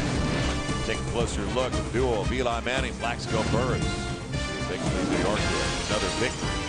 Find out the reason behind Drew Bledsoe's exceptional start for the Cowboys, plus cold start Dwight Freeney going 10 yards with Terry Bradshaw. It's Fox NFL Sunday. It all starts tomorrow at noon Eastern, 9 Pacific. Dwight Freeney, the most dynamic pass rusher in the National Football League. After the play, personal foul, late hit, number 17 of the receiving team.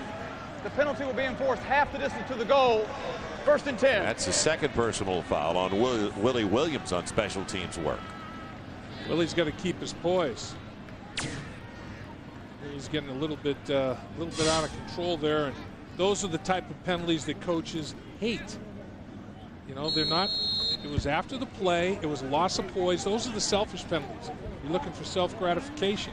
Play within the rules. You know, stay after it. Get your hit within the framework of the rules. Yeah, Wright doesn't come back in the second half. His day complete, 9 for 10, 196 yards with 4 touchdowns. Almost half his completions would be touchdowns. It's Charlie Jones on the carry on first down for about 4, weaving his way up the middle. Kirby Freeman, though, most extensive action. It came last week against Duke, where he threw for the 2 scores. The Miami people that I was talking to yesterday over at their hotel feel that this is the best quarterback tandem, Wright and Freeman, since Testaverde and Kosar. That's a heavy statement. I mean, those 2 guys were number 1 and number 2 when Vinny won the Heisman, and they feel they've got that type of tandem. Take a knee and go to the locker room. So Miami will go to the locker room up by 31, and it could be worse, believe it or not, for Temple, as Miami's last 2 possessions were both fumbles by Wright on sacks forced by Dunbar. Let's check in with Jim Knox. Knoxy. All right, thank you, Joe. Coach, just about a picture-perfect first half. I know you're not happy with the turnovers, but yet on offense, Kyle Wright, 4 touchdowns, the defense holding Temple in check. Well, I'll tell you, we really started off playing well. We got up with a pretty good score. We just need to finish it off and make sure and keep our focus in the football game. Temple's played hard all year long, and certainly give them credit for that, and we just got to make sure and finish this thing off properly. Real quick, right before half, Kyle Wright went to the locker room. Is there a thumb injury? What's the diagnosis? No, I don't have a diagnosis. I don't know, but we just want to check it out and make sure. Okay. All Appreciate right. it, Coach. Thanks for the time. Joe? All right, Jim. So dominating performance, what we anticipated. We didn't think they'd have that many that early, though. So a 34-3 lead for the Hurricanes over the Temple Owls. It's halftime in Philadelphia. To the studio we go and join Bill Jones, Brian Jones, John Berger with our College Football Saturday halftime report. Gentlemen. 34-3. Yes, the halftime score, and it could be worse. Miami on top of Temple as we welcome you back once again to Philadelphia. Joel Myers along with Dave Lapham. Not only a dominating performance by Miami, but what a disparity in overall team speed. As I said, Dave, could be a lot worse. You're exactly right, Joel. It was a speed mismatch. I mean, Miami looks like world-class sprint team as opposed to Temple that's trying to catch him from behind here. Here you see Sonoris Moss showing that speed down the sideline. A poor angle taken, and he's off to the races. Now you start going to your tight end, your All-American candidate, Olsen at tight end. And then Hester, as a return man, loses ground to gain ground. It's worked for him 2 weeks in a row. He picks up his wall, and he's going to take it to the house. Once again, coming up short, taking a poor angle, bad geometry right there. And then Olsen once again in the end zone for his second touchdown of the half. And then finally, go to Ryan Moore, another 6'3" wide receiver that has the size mismatch and the contested catch. And now the Honda halftime stats show what the story is. Look at the yards per play. Let's venture right down there. 8.6 for every snap. Miami close to a first down every snap of the football. Temple 2.2 per snap. That leads to a lot of 3 and outs. And basically that's the story of this football game. Miami has made a lot of big plays.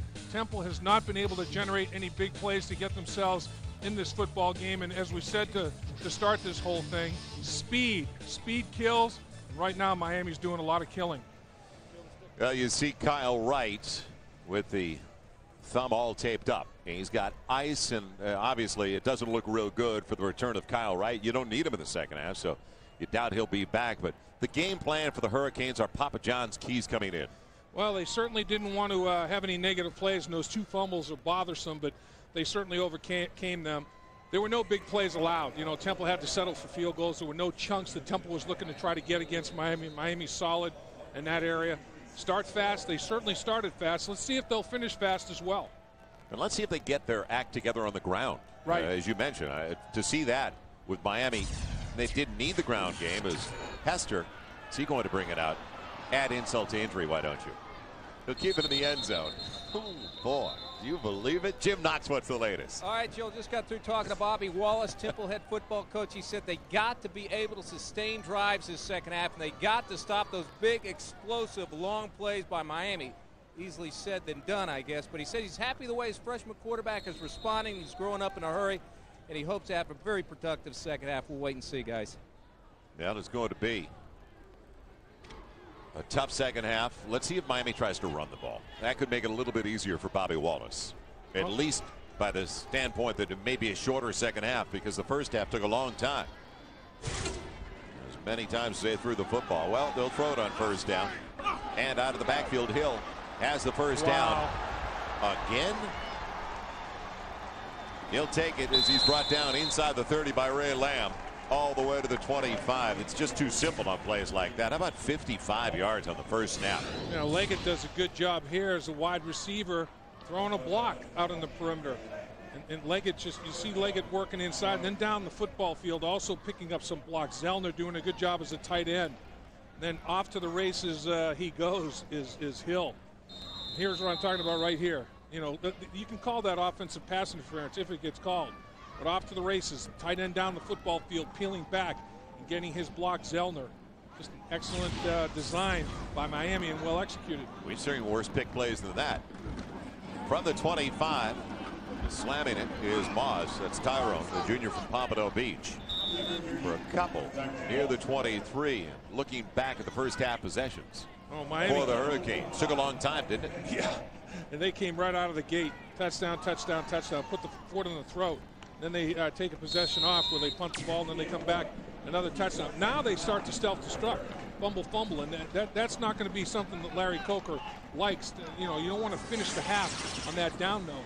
And the other thing, obviously, is you certainly don't want to finish the half with your quarterback, Kyle Wright, questionable at that thumb count. Freeman on the play fake, a little waggle action. And throwing it left to grabs, overshooting the tight end. Jola was in the neighborhood. Looked like it was intended, though, for Chris Zellner, who was coming off a very good week last week, the redshirt freshman from Sarasota. I agree. I think he was going to the tight end, and he just, to Zellner, and it just sailed on him. It's just a little bit of a naked, like a half roll, a semi-roll. And once again, who's there? Nobody other than Christian Dunbar. He is giving fits to the Miami offensive tackles. His speed off the edge. Now remember, he was a safety, so he's got a burst, he's got quickness, and his pass rush speed, he caused both the fumbles that Miami lost in the first half. But David, why are you putting him in this position? Why aren't you running the football? I mean, your first quarterback's gone because of Dunbar. Catch. The broken tackle by Leggett. But he still won't pick up the first down on 3rd and long. It is somewhat of a mystery. You're up 34-3, and you're not establishing the ground game yet. Well, in the backup tackles, Chris Rutledge, I think, you know, Coach Coker may be criticized by some people for having his #1 quarterback in there with the backup offensive line, and Rutledge got handled on the speed rush by Christian Dunbar, and as a result of him getting handled like that, his quarterback, Kyle Wright, was exposed, and hopefully not to any severe injury. It's going to be a 43-yard field goal try by Petty. On its way, and did he hook it too much? Yes. I have that shot in my bag. Yeah, you overswing, and that's what happens. Overswung. So he misses the green. It's 34-3 after the miss. 43 yards by Petty. We come back to Philadelphia with 12:58 left in the third.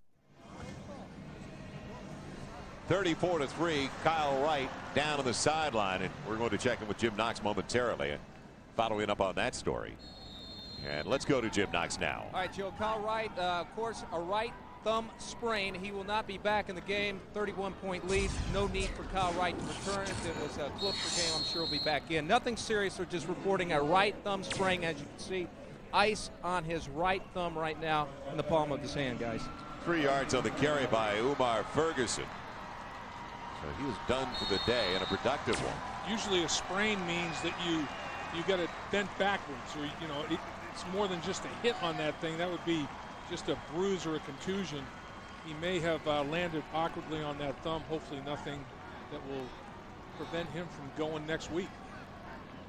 DeSanzo starts the second half at quarterback. That's the way it ended for Temple in the first half, as Ferguson will sell it well. Now, can DeSanzo get outside? Well, he won't be able to get away from Merriweather. Maybe a linebacker, but not Merriweather, and he's down at the 31-yard line. Miami is so fast, and they show it so regularly. Temple wanted to dictate field position. They didn't. They lost it by 14 yards per average drive start. They did force a couple of turnovers. They were +2, so that's a definite plus in the first half. They didn't turn the football over at all. Shorten the game. Yeah, you know, they did do that. Yeah. But the problem is, it's all negated by one thing that Miami has. Speed. Team speed. They didn't shorten the game. First half took a while.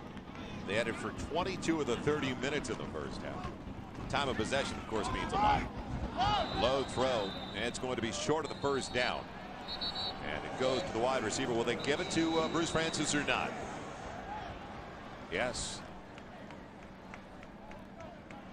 Well, no, now it's overruled by the referee, and they say no catch. You're saying he short hopped it.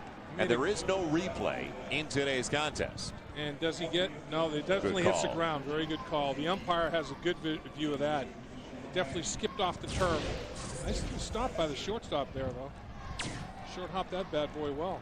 But did he catch it on the third strike, or did it get the dirt? Really.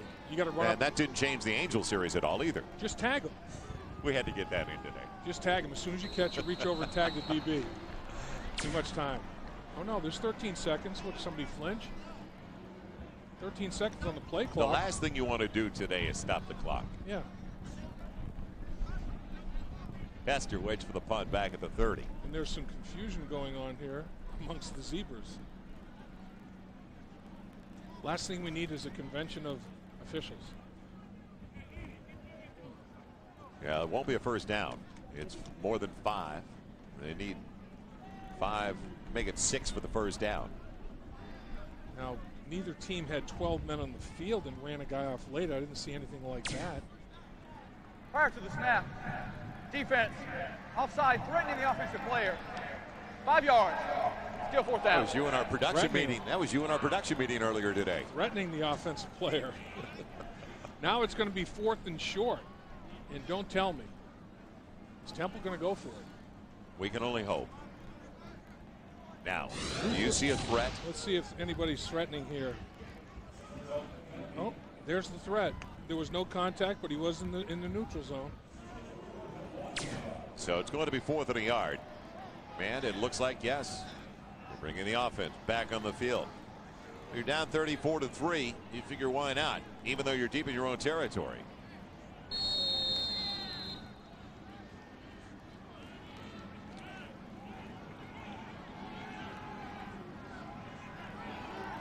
They've had a few opportunities on 4th down this year, haven't they? Yes, they have. They're 1 for.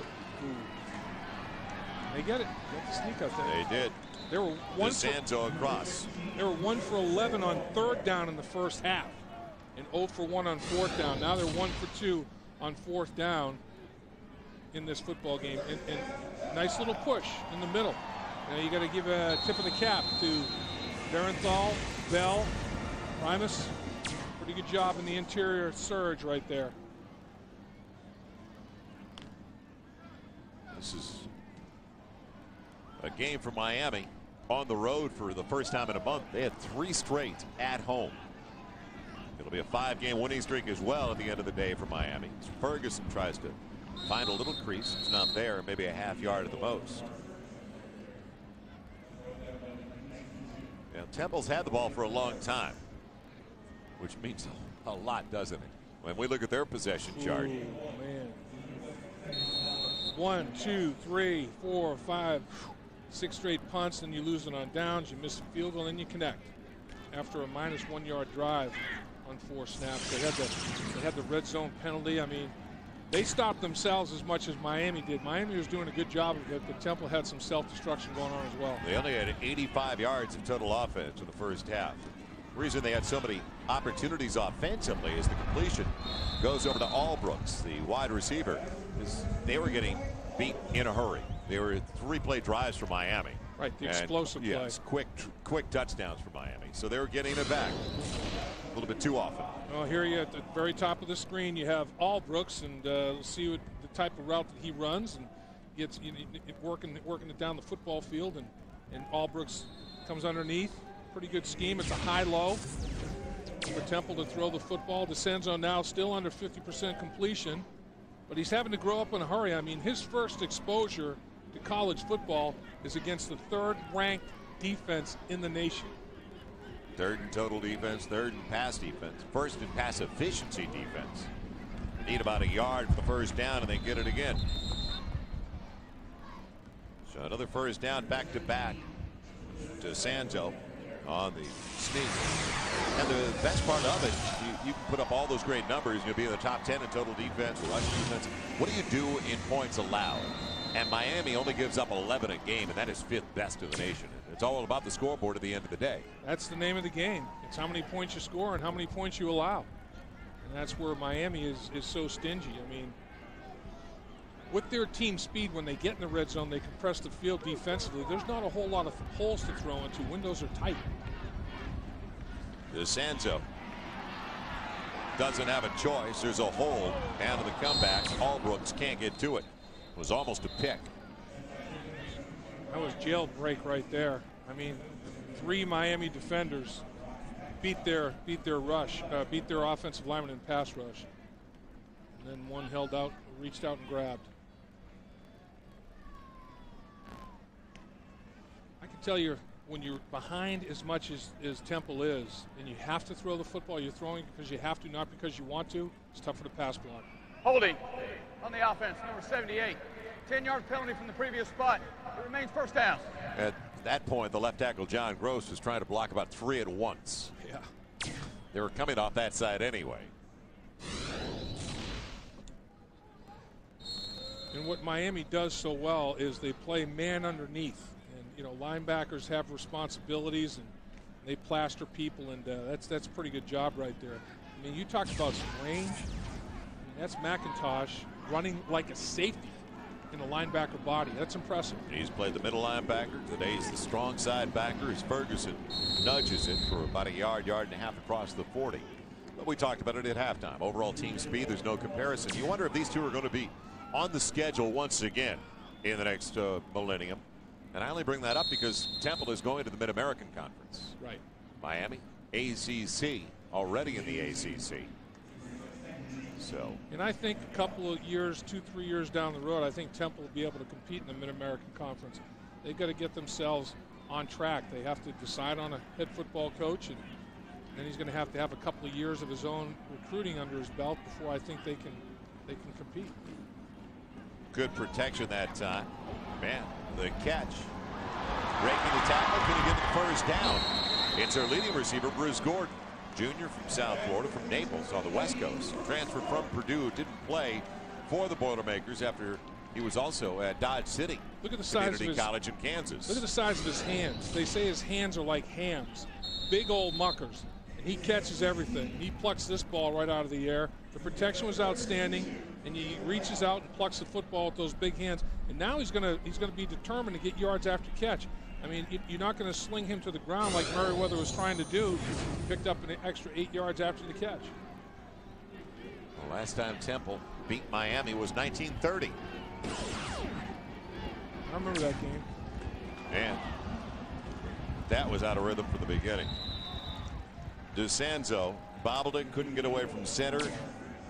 Then a tough handoff for Umar Ferguson. You can tell from his body language, like, what do you got to do around here? Well, they're headed to the Mid-American Conference, and a good move where Temple belongs. Right, and they'll be in the East. They'll be competing against the Bowling Greens, Miami of Ohio. Bowling Green beat them this year earlier, 70-7. Yeah. So now, and then at least hopefully by 2007 they'll belong. Right, exactly. That's that's the key. Now it'll make an odd number. I mean, they'll have 7 in the East and 6 in the West. That could be handled as well. Now they'll go for it on 4th, a little more than 2. Ferguson loses the football. Still down on the ground. Man, it'll belong to Miami, whoever comes up with it, because they're short of the first down. It's right at the original line when it was covered. So Miami is going to get it back. Well, Glenn Cook was trying to pick it up and run with it. And sometimes when you try to pick up that elusive pig, boy, that oblong ball is tough. Good hit to knock the ball out. Now it's on the ground. And just hit right from the side. Is coming unblocked and down the line of scrimmage, putting his helmet right on the football is Merriweather. And then when you could try to pick it up, bad things happen. That's what happened to Cook. He picked it up and could not control the pig. It'll be at the 45. And Miami once again has Kirby Freeman in there at quarterback. Nothing there on the ground for Moss. Time for a Kyocera game break. Bill Jones, what's going on? Hey, Joe, let's check out action in the ACC. Boston College has taken the lead over Wake Forest 21-20, but early fourth quarter, Quentin Porter picked off by Josh Gaddis, and Wake Forest defensive back goes 29 yards for the score. Wake leads BC 27-21 in the fourth, Joel. Good game. Heck of a ball game. Second and 9. Top 15, Boston College. Freeman in trouble. Man, he won't get away. The man that originally chased him down gets credit for the sack as well, and that's Mike Mendenhall. That's his third sack over the last 2 weeks. Mike Mendenhall, Justin Johnson, Big Burton, the down lineman. They brought a bunch of people. Watch coming off the slot here, and there's the pursuit. There's Burton closing, and Justin Johnson coming off the slot. They did a good job of pressuring him, serpentining, trying to come out of that pocket. And Mendenhall had a wrestling scholarship to North Carolina State. That's a good athlete. Decided he wanted to play college football in the Division I level, went to Temple. Moss on the delay is going to be tracked down by Antoine Burton from behind. That's a load falling on you. They list him at 6'3", 320. And he's a lot bigger than 320, Dave. Well, Burton, he has been as big as 370. I mean, he's been up in the 365, 370 range. He lost about 50 pounds, but he can fluctuate. That's a big-bodied man for sure. This is a rarity. A punt by Miami. It is Brian Albrooks, a senior from San Diego. Whoa. Waits back on the high snap. Now Monroe will get it away. And he did a good job just to bring it down. So Temple's going to have it first and 10 at their own 22. Well, in the NFL, that would have been ineligible men downfield, not in college football. 5:22 to play in the third quarter. It is still Miami by 31. College Football Saturday on FSN is presented by Kyocera. That's a whole new reason to smile. People-friendly printers and copiers only from Kyocera. Also brought to you in part by Dodge. You can take life as it comes. You can grab life by the horns. By Fellows, the world's toughest shredders. And by Overstock.com. Visit Overstock.com today. Start saving. It is all about the O at Overstock.com. Joel Myers, Dave Lapp, Jim Knox back in Philadelphia. It has been a mismatch since the outset. Temple's got it at their own 22. DeSanzo trying to find anybody. And he throws it low and away for his intended target that time. He's trying to get it to Michael Loveland once again. And he's looked for Loveland since the beginning of the game. Well, the first down line today is all brought to you by Overstock.com. Visit Overstock.com today and start saving. All about the O at Overstock. Nice rush by Nanton on that last snap at the defensive end position. And that's the thing with Miami. They can roll a lot of people in there. I mean, their down linemen only take 35, 40 snaps a game. The Temple Owls defensive players take as many as 90 snaps a game because of all the special team snaps they have to take. On second down, pocket collapses. Man, what an almost one-handed interception. Diving was Kelly Jennings. I thought he was going to get it with the left arm. Yeah, he came close. He made a great break on the football. DeSanzo paid at the end of that throw. The pressure is going to be more and more extreme as this game rolls along because the less time there is, the more Miami knows Temple has to throw the football. And that was almost a great one-handed snag right there, extending that left hand. Kelly Jennings almost controlled the ball. Yeah, DeSanzo in a 3rd and 10, a position to throw. He is 7 of 17 for 66 yards. Ferguson, good running lane into the secondary. He's got the first down. They'll track him down. He hangs on across the 45 to the 46. So a rare running first down for the Owls of Temple. Good job. You know, Miami was crowding the line of scrimmage. They brought a safety off the slot, basically a nickel back off the slot. And once you crease the line of scrimmage, look at that gaping hole. You crease the line of scrimmage, there are no linebackers. I mean, it's a nickel defense, and Ponder, the safety, is the only one there, and he's trying to make an arm tackle. If you can crease it and get past the line of scrimmage on that third down, you can hurt him. Longest run of the season, a 24-yarder for Umar Ferguson. Quickie to Loveland. Broken tackle gives him a couple of extra yards. He got away from Merriweather. Dave, that's interesting. Looking at the numbers, 244 yards of total offense so far on 30 snaps for Miami. Before that one, it was 53 for 144 for Temple. Miami with 244 yards doesn't tell you a lot about their team because it came so easy.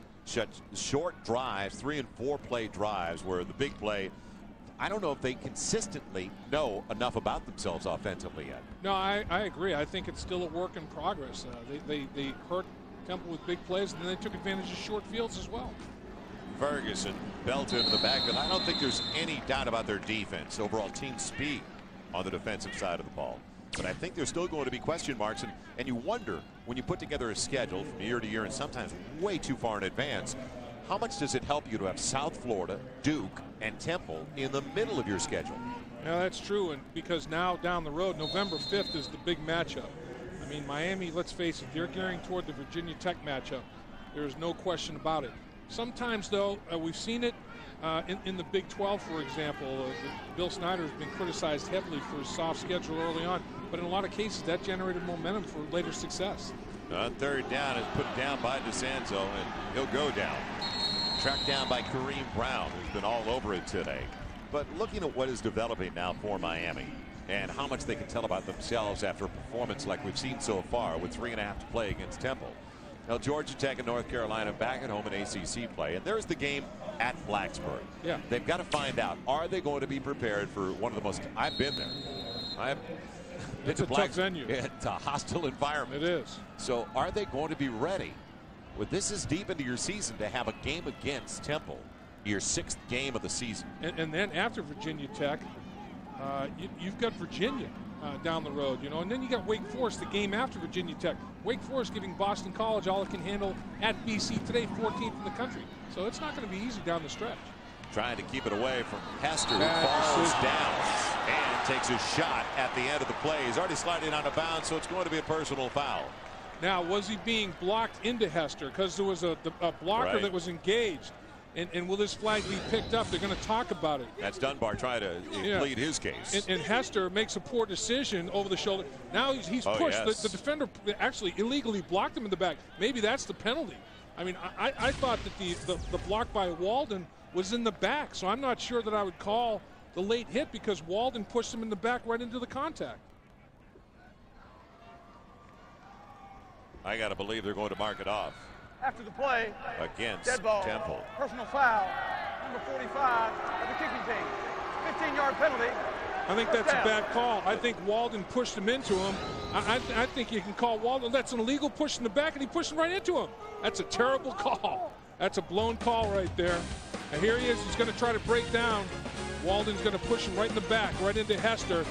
That's a terrible call. Miami has done absolutely nothing so far in the third quarter, but comfortably in front 34-3. We welcome you back to Philadelphia. Joel Myers, Dave Lapham, and Jim Knox down to the sideline. Miami's got to go with Kirby Freeman. They wanted to get him in anyway, but they didn't plan on Kyle Wright going down with a bruised thumb.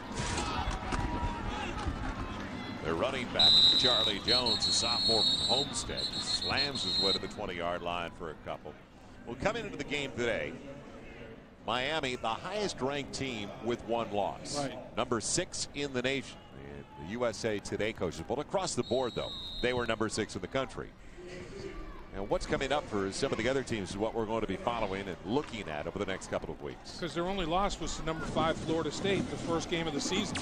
It's easier to overcome an early September or end of August loss than it is a loss in the end of October, beginning of November. It always has been, particularly when you lose to a team that's in the top 5.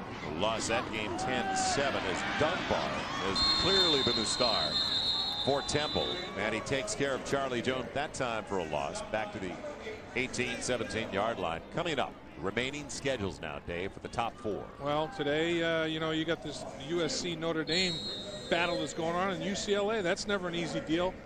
Texas has got Colorado and Austin today, and then they've They've got Texas A&M, Texas Tech, I should say, in Austin. A&M on the road. This is the big one right here, though. Miami, Virginia Tech on November 5th. Massive game. And then Georgia's got a couple of big SEC tilts. They go to Florida. They've got Auburn at home. So it's interesting. There's a lot of football to be played. Keeping it on the ground and spinning his way close to a first down. I think he's going to get it. Yes, he will. That'll keep the drive alive across the 28. Charlie Jones. Well, let's take a look at a couple of other teams now.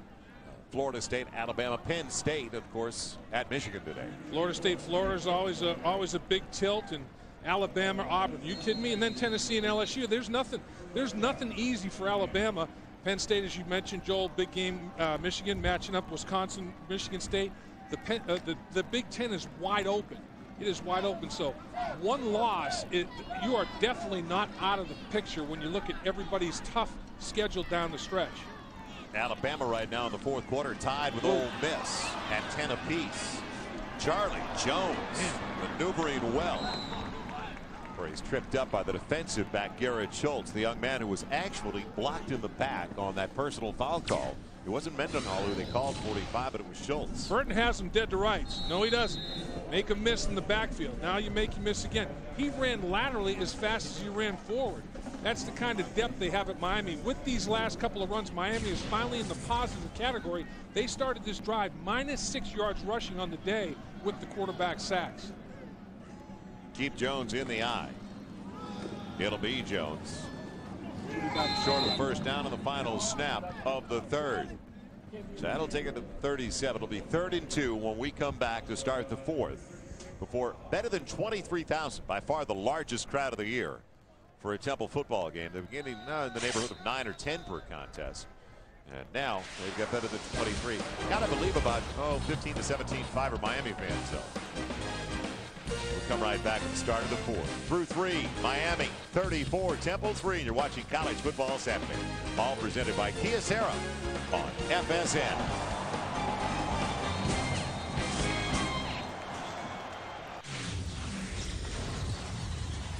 College Football Saturday presented by Kyocera on FSN. Welcomes you back to Philadelphia. Our Nissan game summary that it came early and often for Miami. But believe it or not, they have not scored a point over the last 27 minutes of play.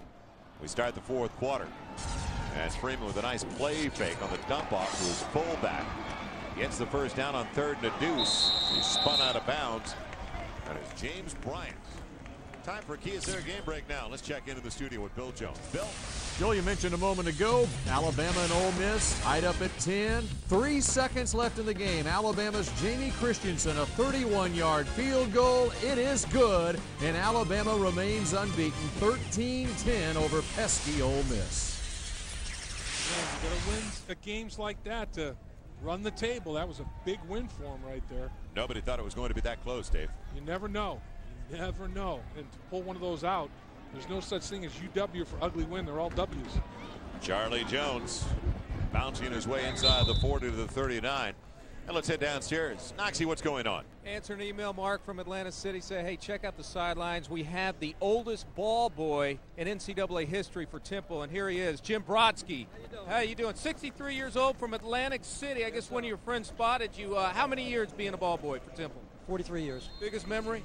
Winning the Garden State Bowl against California. Oddest memory? Getting creamed at a Temple-Villanova game on a Villanova sideline. How many more years you want to do this? I'm committed to 50, and I got 7 more to go. There we go. Wow. All right, nice meeting you. Half a century. Noxie, you don't have to rush. He seemed like a great character. You can talk to him for a half hour if you like. Charlie Jones inside the 34 down to the 33. Well, that's nice. That's dedication. Obviously, you know, they've had some players here, and we saw Joe Klecko down on the sideline. He played here. Dan Klecko. They haven't had a ton of guys. Right. Stacy Mack, who's played for the Jaguars and the Texans. But still, for that kind of dedication, that kind of loyalty, right, you never see it anymore. You're right. I mean, that's old school right there. He was old school. Yeah, he's been around. You can see some stories in the lines on his face there. Well, there are currently 8 former Owls right now on NFL rosters. On 3rd and about 3, Freeman in trouble, throwing it away. Perfect time for our Papa John's trivia. with Freeman on his wallet. Can you name the 3 Miami players that have won the award that is presented here in Philadelphia to the nation's best all-around football player, the Maxwell Award? We'll come back in a few snaps with that one. Yeah, and they had a pretty good run of trigger men here, and just give you a little hint, they're all trigger men. They're all quarterbacks. Got a long field goal attempt going on here of about 52 yards. Miami. Thought you were bringing up the rifleman, Chuck Connors. Chuck Connors. Dodger. Celtic. We'll come right back. 12:57 to play as we digress from Philadelphia. Out of the 2002 Rose Bowl, #1 Miami matching up with #4 Nebraska. Hurricanes got it going early. Clinton Portis. He's got a touchdown. Quarterback Ken Dorsey finding another guy in the NFL these days. Jeremy Shockey. Touchdown Miami. First-year head coach Larry Coker of the Hurricanes. Now they erased any doubts about which team was the best in college football that season.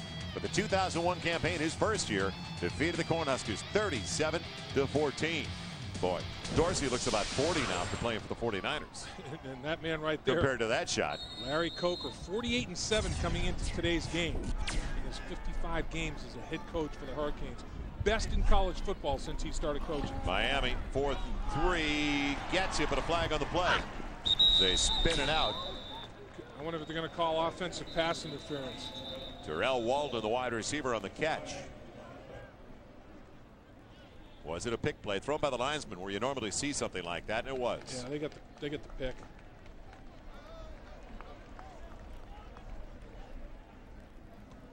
On the flip side of things, Bobby Wallace, now the way today's going, he'll be 3-27 in the last 30 games.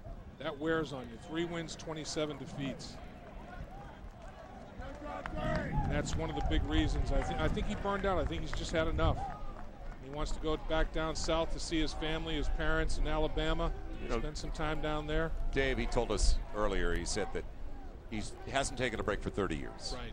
And he started as an assistant for Pat Dye a long time ago, and he's never had a season off. And he said he's going to plan on taking the next year off.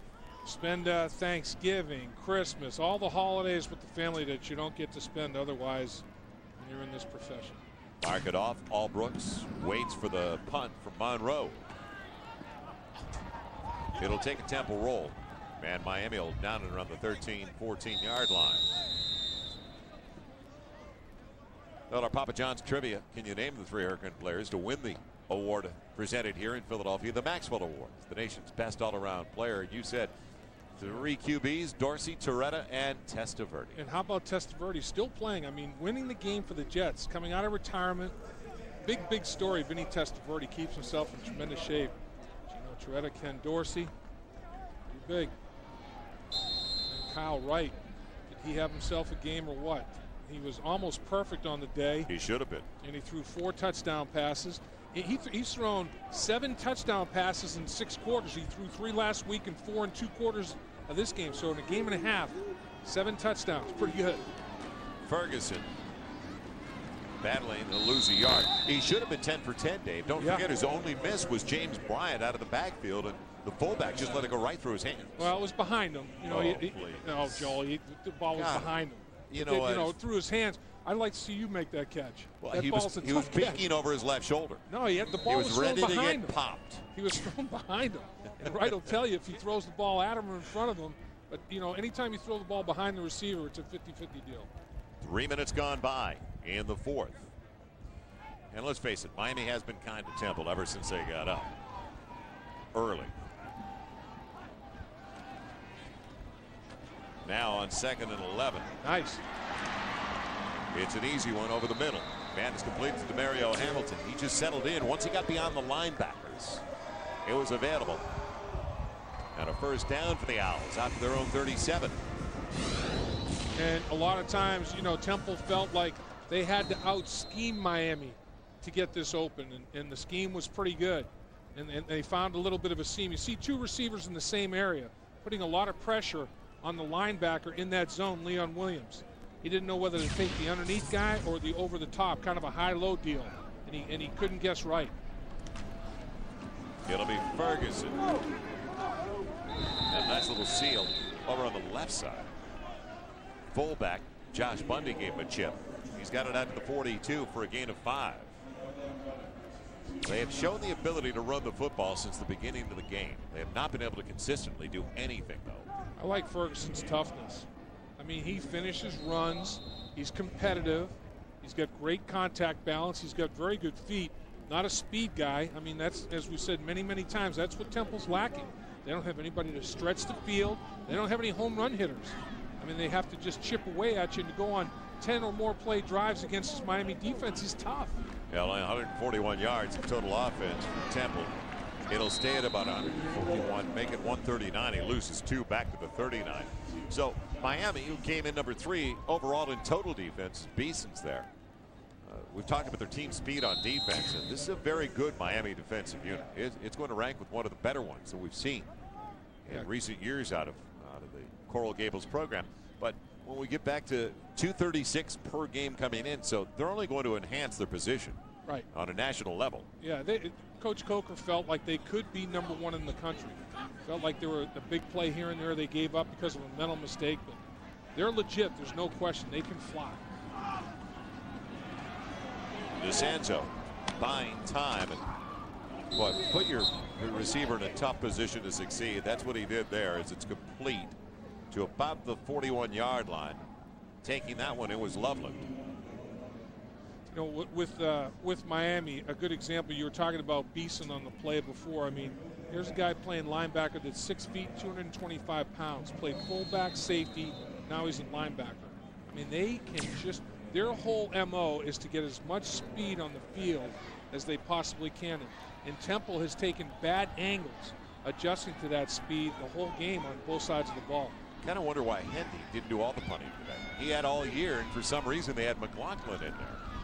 And that's when Hester had his opportunities early, as Hendy sends one over into the sunshine as Hester. And can they finally track him? They do.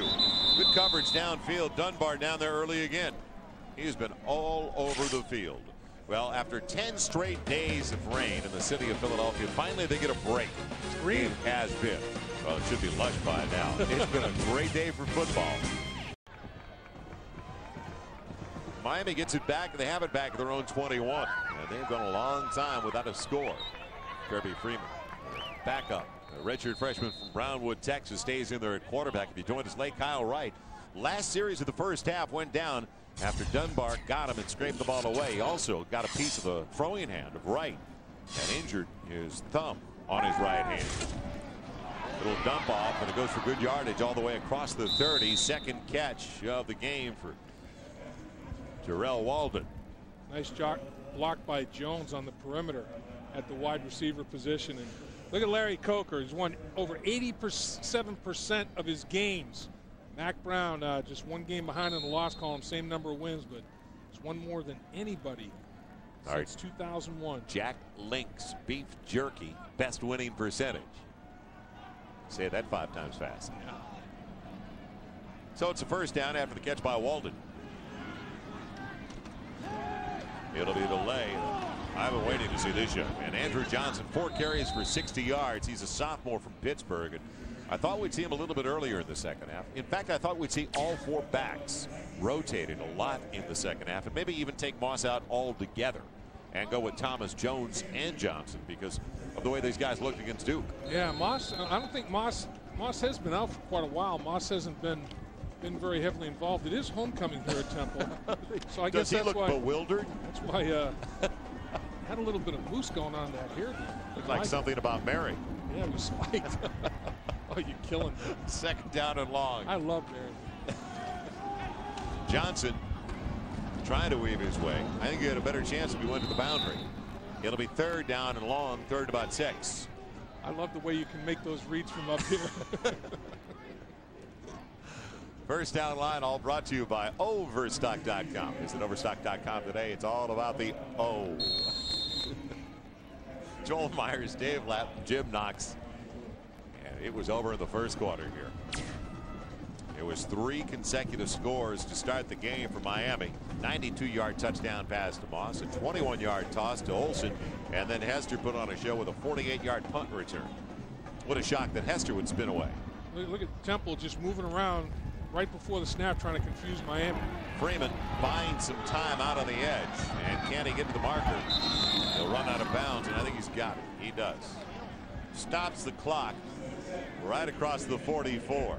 Hate when that happens. Redshirt freshman backing up a redshirt sophomore. Freeman is going to be paying his dues here a little bit, but pretty good athlete. 6'3", 204 pounds. Got some foot speed as well. I mean, these quarterbacks are very mobile. Wright, they say, has been timed in a 4.5, 8.40. I mean, that's good foot speed. Everybody's fast in this team, even the quarterbacks. Yeah, he showed some wheels, didn't he? He did. So dipping into the Texas talent, Brownwood, Texas, to get Freeman. Andrew Johnson sliding his way close to the midfield stripe for 6. 5'11", 200-pounder. Boy, do they have talent in the back. Thomas is only a redshirt freshman. We saw Duran earlier. Charlie Jones is just a sophomore. And now Andrew Johnson. So they have talent. That's why it was interesting that they were throwing the football early in the second half. I thought they'd try to establish and find a rhythm in the ground game because they didn't have any yardage at all on the ground in the first half. Yeah, exactly. They were -6 in the early stages of the third quarter, and they said, you know what, let's get out of that category. Let's start running the ball. 2nd and 4. It'll be Johnson again, and Mendenhall stays at home off the edge. Mike's played well. Yeah, Mendenhall's a solid player. He gives consistent effort snap after snap, and being the former wrestler, Joel, he's got great balance. Wrestlers always have their knees over their ankles, their hips over their knees. You can't get them out of balance, and that is very, very helpful in being a good player in the pits. You know, you can finish things when you can balance up like he does. He said it best. He wanted to play football. He had a free ride at North Carolina State as a wrestler. Right. Now, as a guy who just walked on here, second team All Big East last year for the Temple Owls. That's saying a lot, considering Temple went 2-9. And he made second team All Big East. That's a pretty healthy dose of respect. Timeout on the field. We'll do the same. So Mendenhall with 6 stops today, and 3 of those tackles have been for a loss. That's solid. 5:59 to play. Go right back to Philadelphia.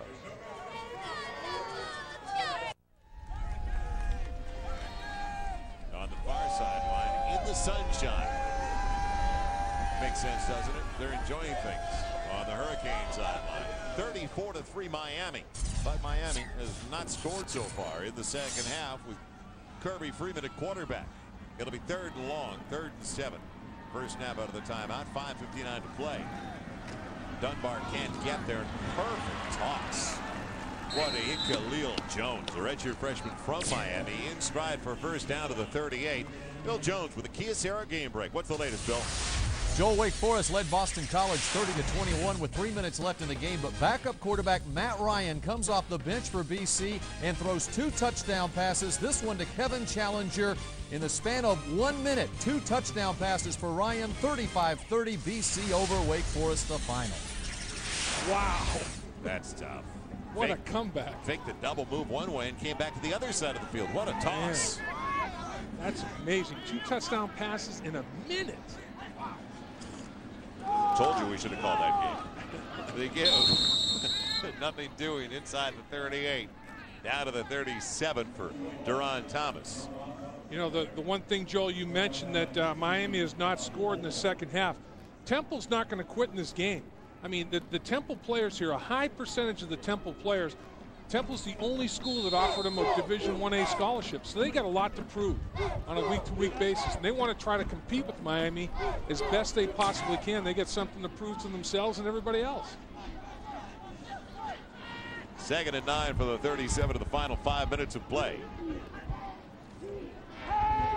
Dunbar is going to apply the heat, going for the bundle over the head of Khalil Jones. Good coverage downfield by DeLon Wilburn. He gets his call over at left corner today due to the injury to Chris Page. So it'll now be 3rd and 9. I really like Dunbar. I mean, here's a guy that was playing safety, wearing number 8 in that purple jersey, in the maroon jersey. This kid, you know. What, outside backer at the next level, maybe? Yeah, I think he could. I think he's shown that he can be physical enough. I mean, Here he's playing safety for Temple. In the first 4 games of the season, they have injuries. He moves all the way up to the line of scrimmage. He's going to knock heads with the 330-pound guys, giving up 100 pounds every snap, every game. He has been tough off this edge. He's 6'2", 235. Freeman have enough time? Yes, he does, and he's got a first down. The thing is, Dunbar plays every special team snap. The guy plays 90 snaps a game. He sleeps well every Saturday night. That's the tight end Farr who makes that catch. And you can see hands on waist. They're starting to get tired. I mean, fatigue is setting in for these Temple Owls. They've played so many games. Protection holds up here well. Pretty football. I mean, thrown right between the ones. That's a nice shot right there to his tight end Farr. From the 23, Andrew Johnson made his own hold, didn't he? He waited for a little lane that never developed. Hit a crease, though, to the 20, give him the 19, a gain of about 4. Sometimes you have to, like Frank Royal said, bring your own blocker. Yep. BYOB. I know, be your own blocker. Be your own blocker. Be your own blocker. Yeah, just take him on, because you've got the momentum. Yep. You could drive him. And this has been a methodical drive right here. They've run the ball well, then they've gone play action, thrown to the tight end. They've mixed it up pretty well on this drive. So it's going to be second and about 6 after the gain of 4 for Andrew Johnson. Behind Bryant in the eye. Weldon. And a flag is, I believe, Khalil Jones was trying to block it. Wasn't all that successful in that activity over on the sideline. He grabbed Will Bourne's jersey and wouldn't let go. He locked on. That's going to cost him 10 in the red zone. You don't want those penalties. I like that holding call. That's good technique. He's got perfect angles there, 45-degree angles on both arms. And Will Bourne got grabbed, and it's going to cost him 10 yards in the red zone. And here it's like a long lateral, and the hold occurs right here. Grabbing the jersey, locking it up, stretching the jersey. So all this after catches. 10-yard penalty to remain second down. A moot point.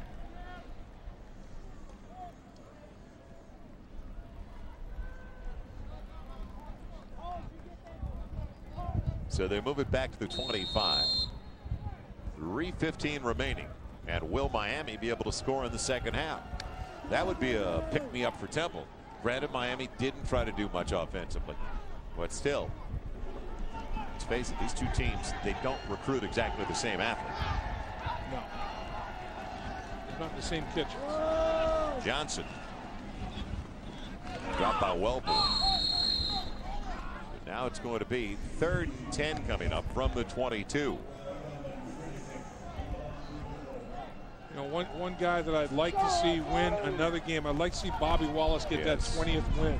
He's got 19 wins in his Temple coaching career. I'd like to see him get that 20th, but I don't know if that's going to happen. Yeah, when he started here, his first season, they beat Virginia Tech at Blacksburg 28-24. And they were 10th in the nation. Right, 2 weeks later, they won at Pitt 34-33 after they were down by a bundle. So, and they went 4-7. It looked like things were going to happen after his first couple of years here, because he had a ton of success at Division II North Alabama, winning national championships.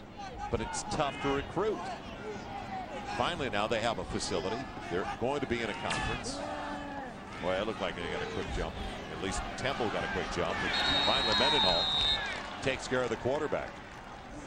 Good effort by Mendenhall, staying after it. Dogged determination right there. You're right, Joel. I mean, first they didn't have a practice facility. Then they get the practice facility built, and then they lose their conference affiliation. Now they get a conference affiliation back. They've got the practice facility. They got a long-term lease here with Lincoln Financial. I mean, now all the pieces are in place, so somebody's going to come in and a couple of 3 years down the road be able to compete in the Mid-American Conference. What's difficult, though, is since Penn State, let's face it, went to the Big Ten, now all of a sudden the kids that were thinking about staying home, well, Michigan and some of the other Big Ten schools are going into those living rooms in this area, trying to get them. Right.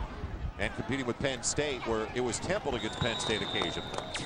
And that's with a flag down in the play, overthrown. I'll tell you that Christian Dunbar once again with an unbelievable move. He set Tyrone Bird up and went underneath him. There is a flag. I don't know if they're going to call holding. Illegal downfield. Yeah, an eligible man downfield. And Dunbar did a great job again putting pressure on the quarterback. And that was on fourth down. It'll be declined. Number 11, who was covered up, went downfield. The penalty is declined. First down. They ran an unbalanced line and covered up the tight end. He's not an eligible receiver. All right. Temple will get it back for the final minute 27. When we return to Philadelphia. Still 34-3 Miami. College Football Saturday on FSN is presented by Kurt. Hey, I didn't know you were out there. Dave Lapham. Tell you, Ben, in the courtyard. I forgot my kite. There was some movement there. No flags. Ferguson on the carry. And you know what? We try to track down Knox. It's tough to keep up with Jim Knox. Where is Knox now? Knoxy?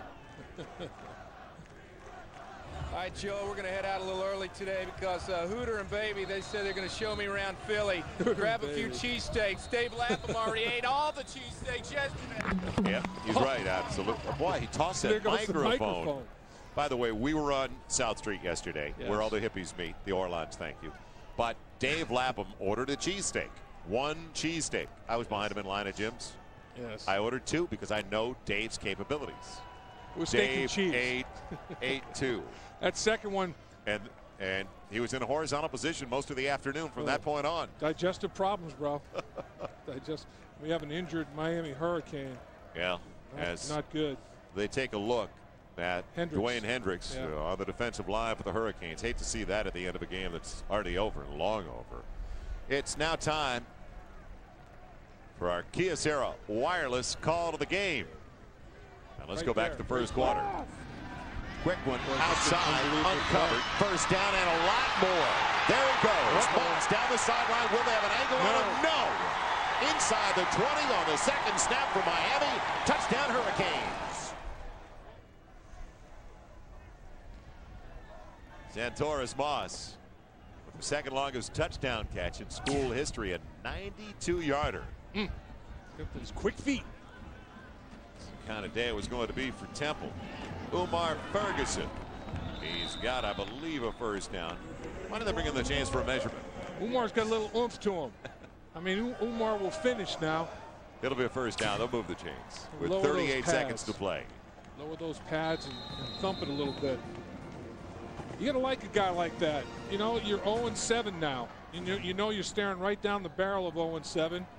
And you're giving every effort. It's character builder time. Sometimes life doesn't go the way you want it to, and you still have to fight through it. Now it was 20-0. With still 4.5 minutes to play in the first quarter. They slow him down finally.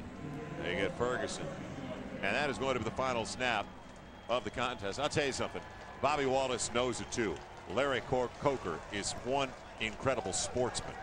Because they probably could have put 60, 70 if they wanted to. Larry Coker likes and respects Bobby Wallace, and I think it was obvious today. And Larry Coker now has won 5 in a row. The Miami Hurricanes are starting to build some momentum as they try to climb back into that top 5. Let's head down. Jim Knox. All right, thank you, Jim. This game was really over at halftime. You called off the troops in the second half. You got to be pleased with the way your club played both offensively and defensively. Well, I really am. Our ones played awfully well, and again, I'd like to play better with the twos. But again, you know, they got a learning situation. They got a chance to be on the field and play a lot. And hopefully, morale will be good next week. But I was pleased with the ones. Yeah, next week, only drawback, I guess, the only downer of this game is Kyle Wright. It looks like a little thumb injury. Well, I think he has a sprained thumb, but I think he's going to be fine. So I think that's going to be in good shape. So. You know, again, I think it's a good learning situation for us, and obviously we've got to get better. We've got all ACC games left, and it's going to get tougher as we go down the road. We know that. Coach, congratulations on the big victory. Let's get the big tight end, Greg Olson, in here. This was a homecoming for you. You grew up in Wayne, New Jersey. A lot of family and friends on hand. You grabbed 2 touchdowns. Yeah, it was nice. You know, first time I've been back up here in the Northeast, you know, region for a while. And my parents were both here and a couple of my high school coaches. So it was nice to be able to come back to this area of the country and play. What did you see out there? It looked like early going on, you guys, the second play of the game, touchdown right there. Then all of a sudden, Kyle started coming to you quite often. You went to the bench, and I noticed you were telling the coach, hey, they're soft on me. You felt like you were open all day. Yeah, we knew that the style of defense that they play, the coverages that they wanted to use all week, we thought we kind of had a mismatch in the middle of the field, and it worked out good. You know, we came up with a good game plan, and we executed it pretty well, and it turned out to be good for us. Real quick, back to ACC play next week against Georgia Tech. Your thoughts? now, you know, this is now the meat of our schedule. We gotta get back. I think we have a good little rhythm to going now, especially on offense, and our defense continues to play well. So, you know, now we really got to gear down and really play well these next, you know, 4 or 5 games and really try to finish this thing off. Greg, congratulations on the big game today. All right, let's head back upstairs to Joel and Dave. Joel? All right, thank you, Noxie. A lot of talent from Miami, and I'll tell you something. It's easy to like Larry Coker after what we saw this afternoon in the second half. Yeah, Larry Coker is totally a class act. He's got a great football team. We saw it all day long today, speed mismatches. Now, you match up November 5th against Virginia Tech, the speed becomes more of an equal factor. Well, don't forget to join us 6 o'clock Eastern, 3:30 Pacific. It's the FSN College Football Saturday Kickoff Show. Followed at 7 o'clock Eastern, 4 Pacific. Number 12 UCLA on the road taking on Washington State. A very good one.